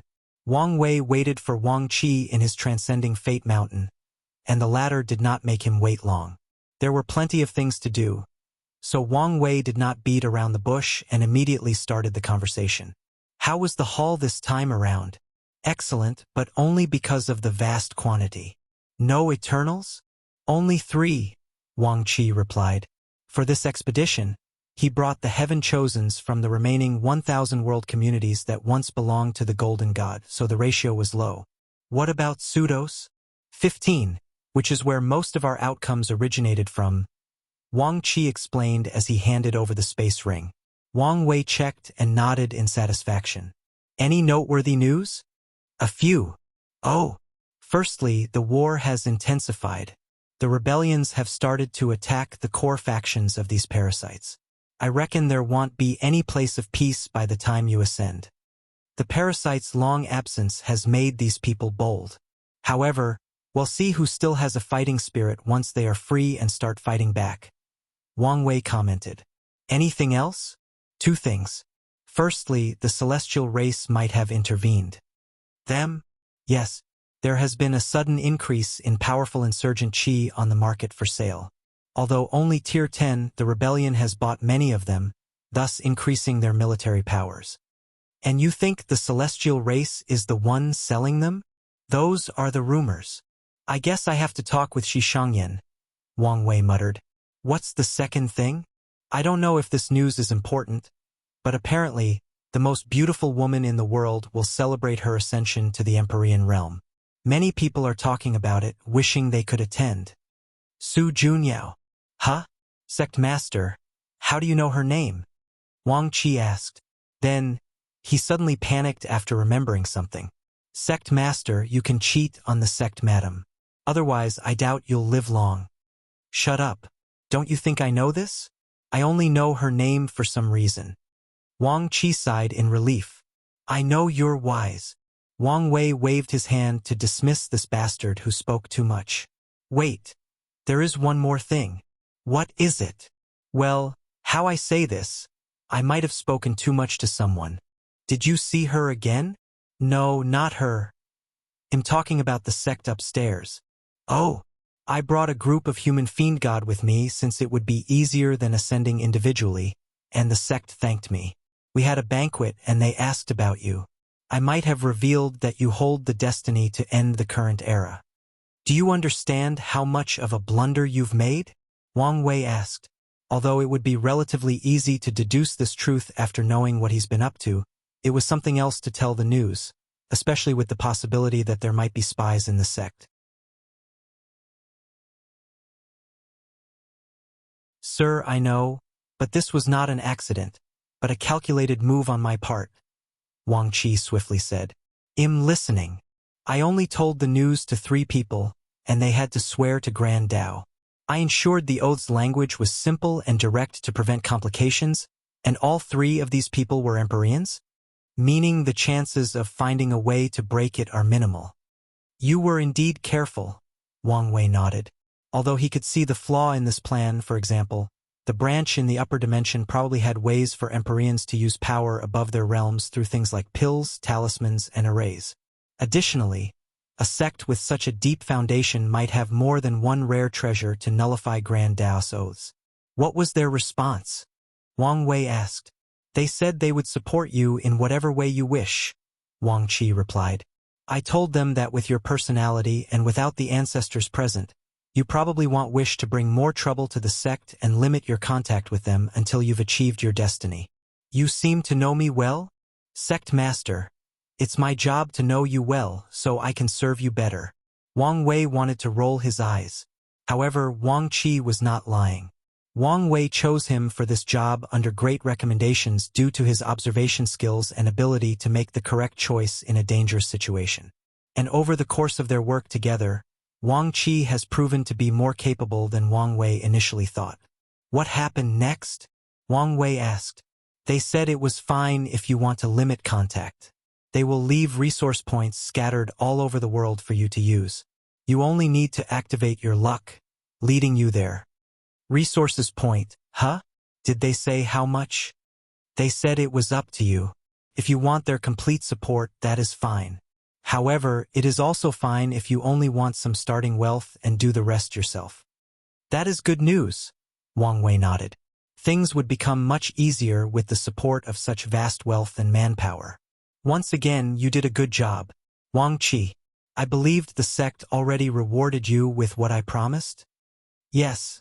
Wang Qi showed his powerful aura that was as good as some of the best insurgent. Excellent. They'll see you at the banquet. Wang Wei nodded. Sect Master. Anything else? Is there a chance for me to ascend with you? This may not be a bad idea. They'll need someone who serves as a liaison between me and the rebellion. And you're the perfect candidate since they know and trust you to some level. Wang Wei analyzed. But are you sure? You should understand the danger we're about to face. I can care for myself but cannot guarantee your safety. I am sure, Wang Qi declared without hesitation. Good. Be prepared.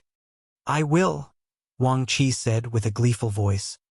He bowed before flying away, leaving Wang Wei to his thoughts. Su Junyao is having a celebration.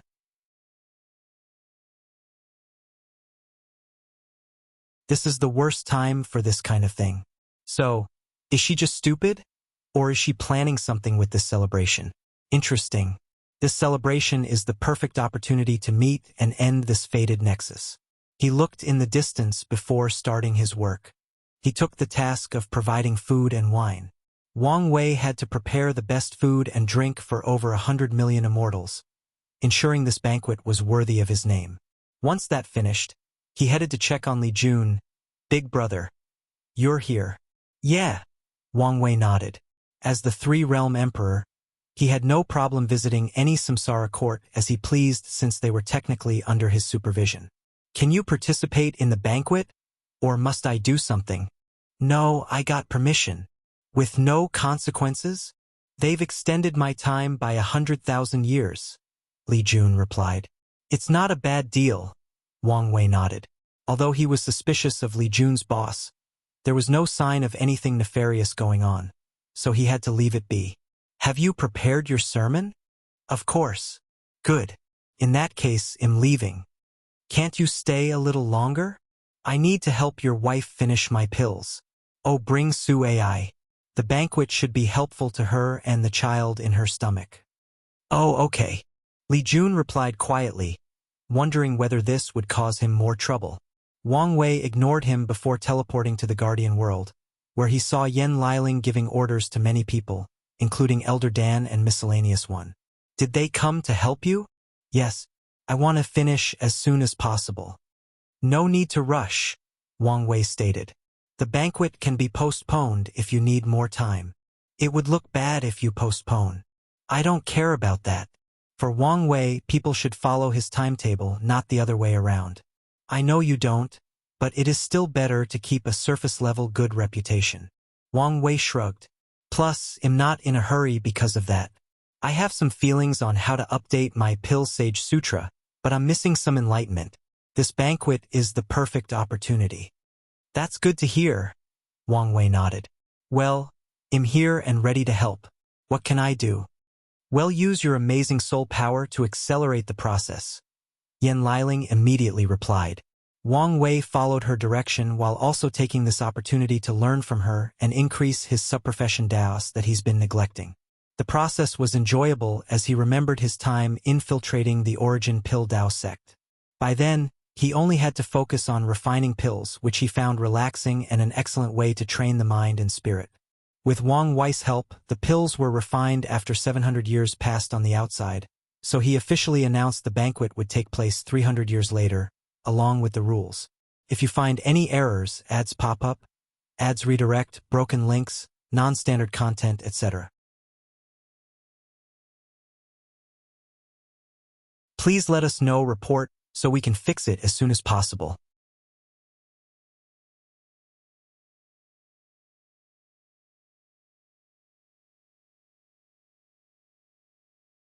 Chapter 1184 Dao Banquet. Lavish food the day of the banquet arrived, and the first to arrive was, of course, the immortals from the Myriad Emperor world. The steward had prepared a special floating mountain for this banquet, and the designated people would lead the guests to it. The mountain, even the banquet, looked ordinary, with countless small dining tables arranged in different sections.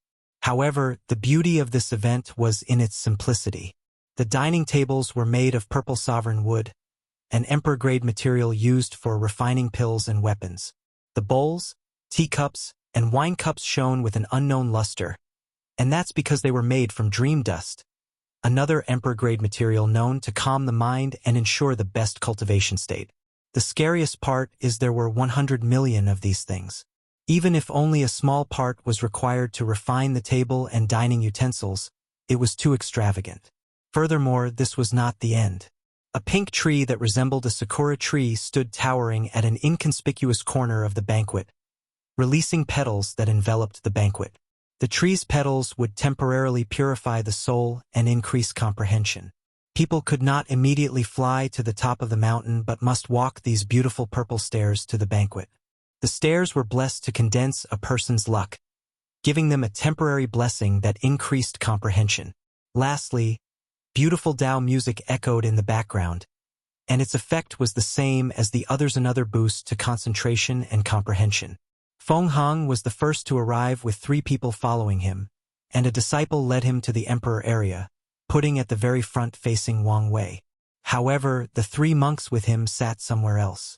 Soon, more people arrived and were put in an area based on their paths. Dao area, Immortal area, Pramarch area, Soul area, Luck area, and Guest area. Wang Wei allowed these people to bring 3 disciples from their sect to participate in this event, and the guest area was for them. The sky in the distance suddenly burst open as a golden carriage descended from the sky, followed by a vision. The steward wondered what the big deal was, but soon realized it was only someone from another world community who had arrived. More foreigners arrived for the next few hours, and somehow they all decided to make the flashiest entrance possible. These actions made the immortals of the Myriad Emperor world wonder whether they should have been flamboyant as well. Once everyone had arrived and the dream world was broadcasting this event, Wang Wei finally showed up, dressed in an elegant purple and gold robe. He also chose a simpler and more direct entrance, suddenly appearing at the slightly elevated table at the front as if he was always there. While all eyes were on him, he calmly sat cross-legged on a cushion, his dining table before him, facing all these people. He looked at the crowd, checking on all the people he knew. He smiled at his mother and father, who sat at the front near the Myriad Emperor world's true Eternals like Feng Hong and Aoshin. His father was the only non-Eternal in that position, but no one said anything, just like no one said anything about Dong Lifen sitting at the front of the Luck area. However, he did notice one complaint in the Immortal area despite no one uttering a word and decided to address it. "Welcome," Wang Wei said, his voice covering the entire mountain. "A few words before we start. Firstly, I would like to congratulate Sage Duanru for being the first mortal to achieve a level of enlightenment on par with immortals through mortal art. Everyone looked toward the immortal area at the simply dressed elderly man with long white hair, a beard that reached his knees, aged spots, and cloudy eyes that hid their profoundness. Duanru used his cane to slowly stand up and bowed to Wang Wei.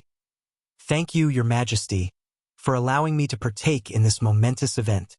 Duanru took big risks and put much effort into coming here. He heard about this event over 10,000 years ago as he was about to end his lifespan. He immediately sealed himself without knowing if he could attend while asking his descendants to petition the court to allow him entrance. Luckily for him, his clans gave birth to talented cultivators who could live long enough and were filial enough to help him. "You've earned it," Wang Wei nodded. "And you'll be the first in the Dao area to preach." Duanru was surprised but quickly thanked him again. Such honor will further cement his legacy and bring him and his clan luck and destiny. Wang Wei originally wanted to give him the very first spot in the banquet since they were starting with the immortal area. However, he wanted to know whether Duanru's sermon would improve after the people before him had enlightened him. "The second announcement is that I've invited a special guest to preach, and they will be the last to do so." The guests immediately squinted. Duanru's appearance was a mild surprise, but this news intrigued and perplexed them. They expected the Supreme Emperor to be the last sermon, closing the banquet with the best. Now, His Majesty insinuated that someone even better than him was about to preach? Except for a few people who knew about Qin Tong, no one guessed who it was or whether someone like that even existed. "Now, let's start with the food," Wang Wei declared before waving his hand to manifest the food. The meal was a small piece of meat, a vegetable plate, and a rice bowl. However, this was not ordinary meat. It originated from a Tier 10 void beast prepared with Wu Hong's sealing cooking magic and blessed with Wang Wei's essence flower ability.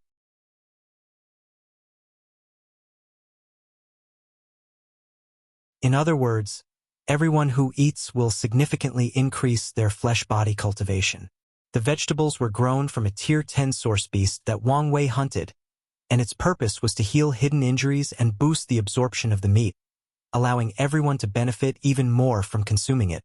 The wine that Wang Wei was made from the best material has been brewing or marinating for Yuan epochs under time formation and was blessed by fate to be the best wine possible. After drinking, the taste was out of this world, but that was the least important part unless you were an alcoholic. Countless aura suddenly rose as people's chi quantity increased drastically. Some even broke their bottlenecks and became immortal sovereigns.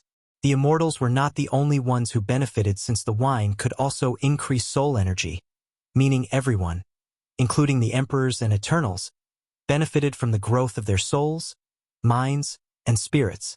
Wang Wei cultivated the rice using world source. That's how lavish this event was.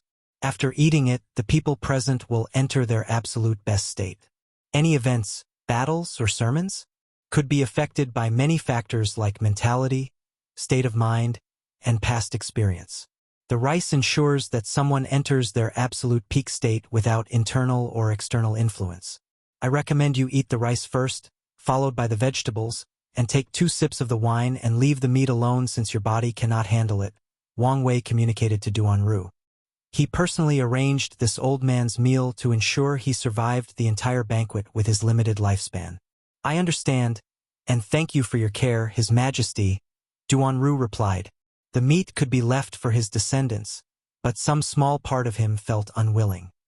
He would rather wait until his reincarnation to eat it, but he doubted these unfilial bastards would preserve it for him. More importantly, other clans might try to attack his clan, knowing he was storing such a valuable thing. "Hey, honey," Wang Tian whispered. "Don't ask to share my food." "I wouldn't," Wang Tian replied speechlessly. "Oh, then what is it?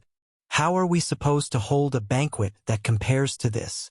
Yu Yan exhaled deeply after hearing his question. "I've been thinking the same thing. All I can say is we better start preparing now." All she can do to soothe her heartache is laugh at the misery of the emperors after them.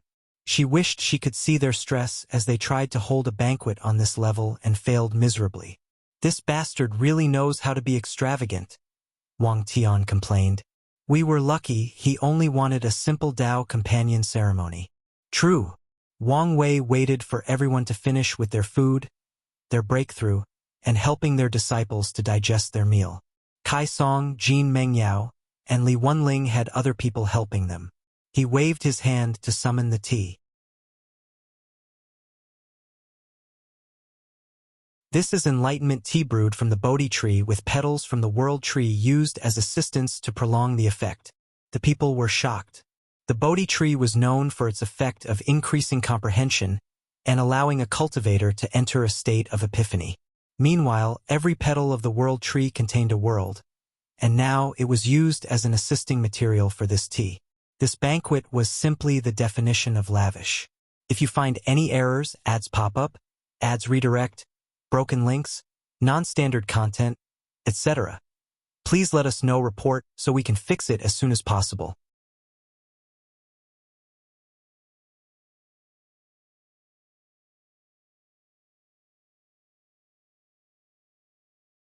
Chapter 1185 Dao Banquet. Preaching. This is such a waste. Yan Liling complained while sitting beside Li Jun. It would have been better to use these things as the primary or supplementary materials for pills. You can't exactly feed pills to people for the banquet, Li Jun stated with his left hand on Sue's belly, helping the baby better absorb the nourishment from all these rare and precious resources. Why not? Yan Liling countered. Once it's my turn to hold the banquet, I'm feeding everyone the best pills possible. I guess that would work. Do you think I should prepare some underworld delicacies? Is that even a thing? If it isn't, just make it. You have a point. Yan Liling, Li Jun, and Wang Wei's parents were not the only ones thinking about holding the same banquet and wondering how they would make theirs unique and stand out. Suya, who was in the guest area, had similar thoughts. She thought about creating a special dish based on her 7 emotions 6 desires Dao that would temper or even heal Dao hearts. Di Jiang's thinking was more extreme as she wondered whether she could force people to pay a fee for attendance at her banquet. She realized it was possible, but it would have to be very enticing as this one or very close to it. Kai Song wondered whether she had to have a banquet during her time. If she did, could she give people special puppets as gifts? But what kind of special puppet? She felt annoyed, thinking how troublesome the entire situation would be. However, she enjoyed the thought of creating individualized puppets for the emperors of her era. Jun Mengyao wondered whether the sect would be willing to sponsor him for his banquet or whether he would have to use his own wealth. He decided to start amassing wealth now just in case. Once everyone finished their meals, Wang Wei summoned the tea and sipped it.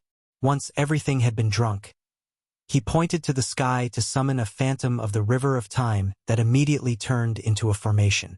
Such brilliant and effortless application of time Dao, Su Shi thought. Like most of her peers, she was slightly jealous she would never have an opportunity to hold such a banquet, at least, not as the Heavenly Emperor. However, she quickly removed such emotions. If she wanted to, she could have been the Heavenly Emperor, but she didn't, and that was for many reasons. Firstly, she did not want to abandon her citizen status in the Myriad Emperor world after going through so much trouble.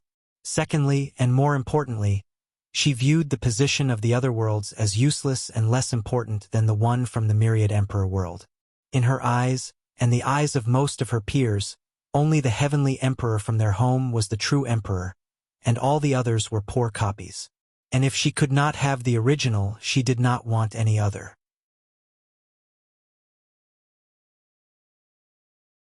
There is also the fact that the benefit she received working in Wang Wei's court was much higher than if she were the emperor somewhere else. Tong Ruobing was the best proof of this. If not for her alliance with Wang Wei, she would have regretted starting her own court.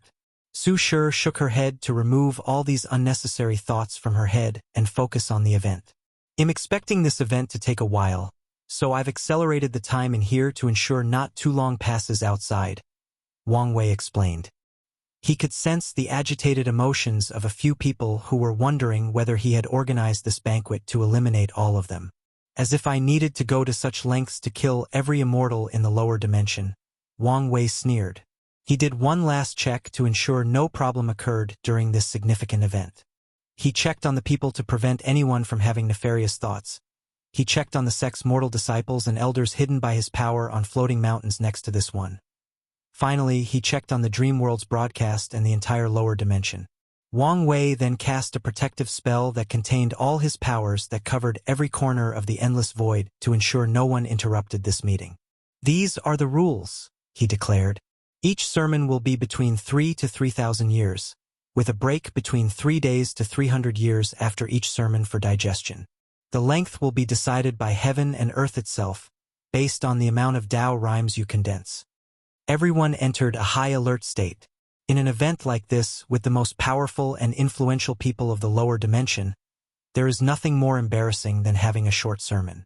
No matter what, the people present were the cream of the cream, meaning they had their own ego and pride.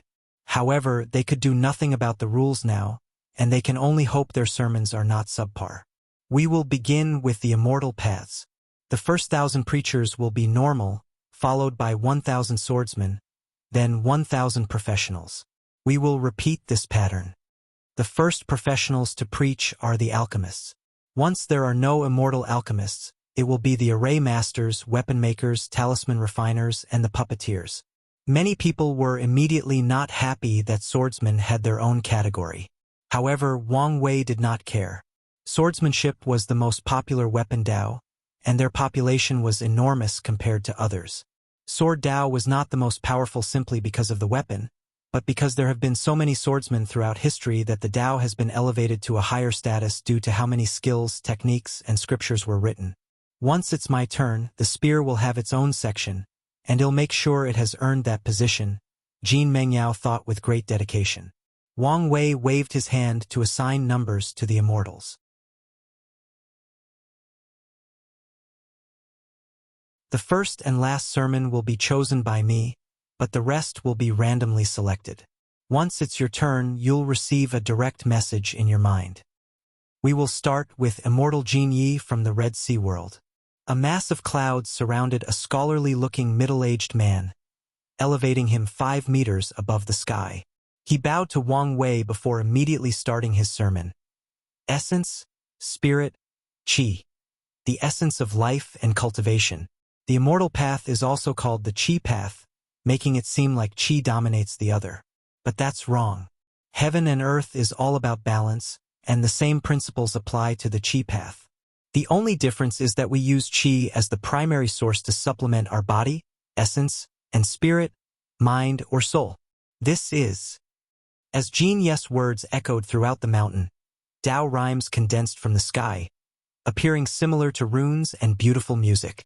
The power of the Enlightenment Tea and all the blessing methods of the Banquet perfectly combined with the Dao rhymes to allow people to enter a deep state of epiphany. In that state, their normal state of cultivation, which is usually slow, boring, and even tedious, became the most enjoyable act in the world, given how easy and spiritually fulfilling it was. Everyone became engrossed in this sermon. Although it did not discuss a specific Dao, that was a pro instead of a con since it was applicable to everyone present, especially the part about maintaining the balance between the essence, spirit, and qi. The process lasted over 1,600 years and a digestion period of 160 years.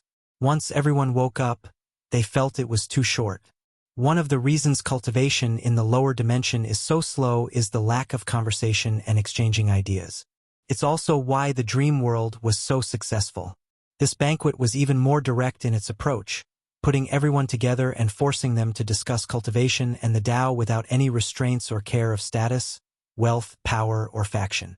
Jin Yi slowly descended to his seat before the clouds chose someone else. With Jin Yi as an example, these cultivators were comfortable, feeling they could do as good of a job as him, if not better. However, they all received an awakening. The second sermon only lasted 536 years. The third one went on for 345 years, the fourth one for 99 years, and the fifth one directly dropped to 3 years. That cultivator was so embarrassed that he did not open his eyes and closed off all his senses so as not to hear any comments or murmurs. Things became visibly worse after the fifth cultivator. Few people's sermons lasted for more than 3 digits. In fact, out of all 1,000 cultivators, there were more than 200 people who lasted 3 years, and only a total of 27 people lasted over 100 years, and no one reached 1,000 years like Jinyi. The immortals immediately stopped comprehending while the swordsmen and the professionals were preaching, hoping to improve their sermons and avoid embarrassment. If you find any errors, ads pop up, ads redirect, broken links, non-standard content, etc., please let us know. Report so we can fix it as soon as possible.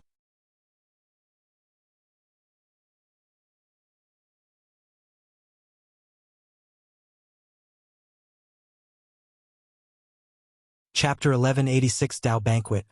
Breakthrough. Just like all immortals' path, the sword immortals were usually the embarrassment in a room, the butt of the joke per se. The source of this disparity is that they've lost one of the core aspects of a swordsman, the Tao part. They must rely on their immortal chi to replicate their former abilities and swordsmanship realm. Despite this flaw, they still considered themselves swordsmen and kept that mindset. They trained their chi and their mind with such a mindset, thus still giving them a slight edge over regular immortals. However, the ones who truly shine in this banquet are the swordsmen with unique sword chis. Wang Wei said he chose randomly the order of preaching, but that was really the case. It's more like an algorithm with the sole purpose of ensuring the best way for this banquet to proceed and be wildly successful. As such, a few unique sword immortals preached in the early stages of this round to rile up the crowd and set up some standards. Then, the algorithm chooses people it deduced who would have a lackluster performance and puts them first. No immortal sovereign appeared in the first round. The immortal swordsman's preaching session was mild above the first session, with only a few dozen 3-year sermons. The embarrassing/scaring tactic worked, and hopefully, by the end of this event, the number of these weak sermons will be reduced to single digits. The immortal alchemist's main focus was on Yen Liling's universal immortal runes, with everyone expressing their understanding and twists. The people from the myriad pill world took this opportunity to show the world why it was the center of alchemy in the lower dimension. This era almost destroyed their status and privileges. Luckily, they adapted in time and were not washed away by the tide of change. After a few rounds of exchange, it was time for the last alchemist to speak. While no one was paying attention, Yen Liling had a strange aura around her. A book materialized before her, and with the passage of time, more Tao rhymes entered her body and the book. The prototype is done, she thought, looking at the new Pill Sage Sutra. Her new path of pill refining centered around her talent to read the mind. She created a way for materials to awaken a pill mind, essentially their spirituality or wisdom. However, such wisdom has an inherent purpose to refine better pills. For example, if she was refining a basic blood-replenishing pill with 3 ingredients, yang stems, water bead, and spirit root, all 3 materials would awaken their pill mind and gain sentience. However, their purpose will be to work with each other and the alchemist, Yen Liling in that scenario, to make the best pills. As long as someone masters this technique, it will be impossible to create a pill of lesser quality than perfect.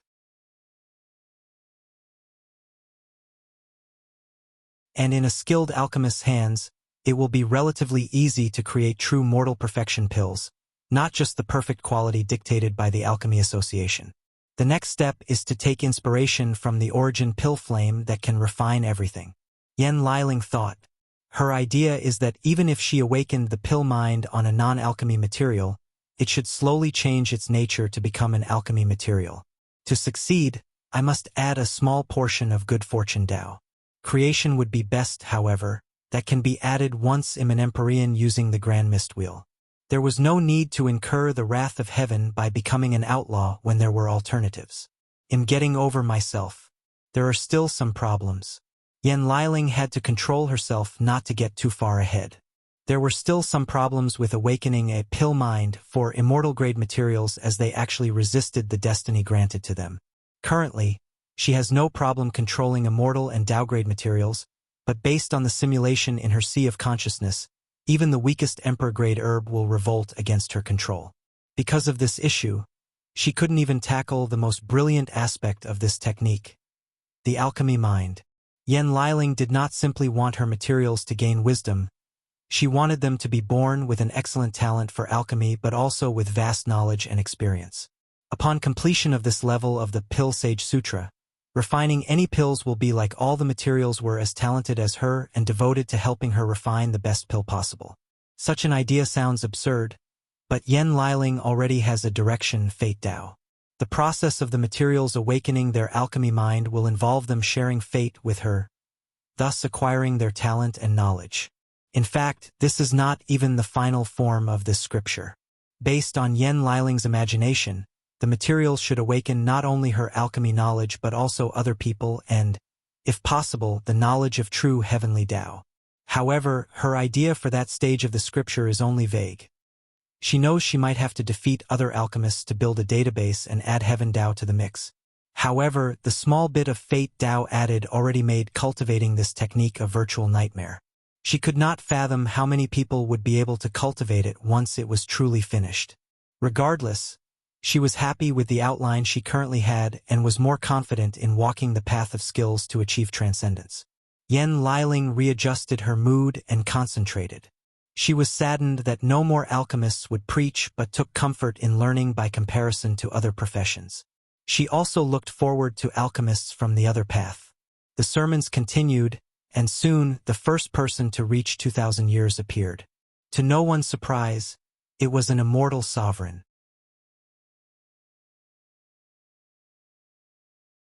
Once a person passed the 2,000-year threshold, the Tao rhymes resonated with each other, making the epiphany process deeper. In other words, it was easier for people to understand, digest, and benefit. While people rejoiced at this sermon, the immortal sovereign, a beautiful woman in all red, was not happy. She felt it was an insult for her not to reach the full 3,000-year mark. After all, she was technically tier 11. Sadly for her, her knowledge was severely limited since she spent all her life in the lower dimension. She, along with all the other sovereigns, does not even know what a person of their level is genuinely capable of. The sermon continued, and the lady proved she was among the best in her path. Most immortal sovereigns bordered 1,500 to 2,000 years, with the best being 2097 years from a talisman maker. Then, it was finally for the last person in that section to preach, and Wang Wei chose the Turtle King from the martial hegemony world. The Turtle King is, without a doubt, the oldest being in the lower dimension and the oldest immortal path practitioner. Many people, including Wang Wei, looked forward to his sermon, and he did not disappoint. The Turtle King could not show up with his real body and refused to take human form. Instead, he had to create a human clone to send in his place. His sermon lasted 2,907 years, creating the most intense Tao rhymes since the start of the event. However, even that was not the most impressive part of his sermon. The turtle had no reservations and discussed a special technique to condense a unique chi capable of granting a maximum battle boost of 30%. This boost is not a grand Tao boost, but such a technique is still appreciated since it could grant someone victory over a relatively equal opponent. The most impressive aspect of this technique is its universality. Soul Path people can condense a unique soul chi or god chi. Tao ancestors can condense a world chi. Heavenly kings can condense a king chi, and emperors can also have their own emperor chi. The Turtle King's sermon became the first major highlight of this banquet, making the martial artists from the martial hegemony world very happy and proud. Those rowdy martial artists would have made a scene if not for the grand occasion. Once everyone had digested the sermon, it was now the turn of the soul area. Although their path was on par with the Tao path, relatively speaking, it did not change the fact that they did not cultivate individual Tao.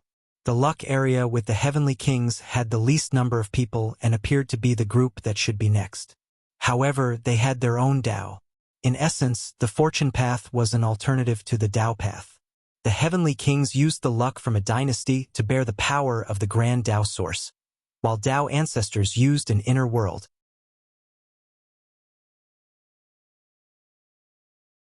If a heavenly king chose the same path as Dong Lifan to fuse their dynasty with their sea of consciousness, or even if they choose their bodies, they are essentially creating an alternate inner world. If you find any errors, ads pop up, ads redirect, broken links, non-standard content, etc., please let us know report so we can fix it as soon as possible. You're tuning in to the Legend of the Vagabond YouTube channel. Don't forget to subscribe and join us on this journey to catch the most captivating stories.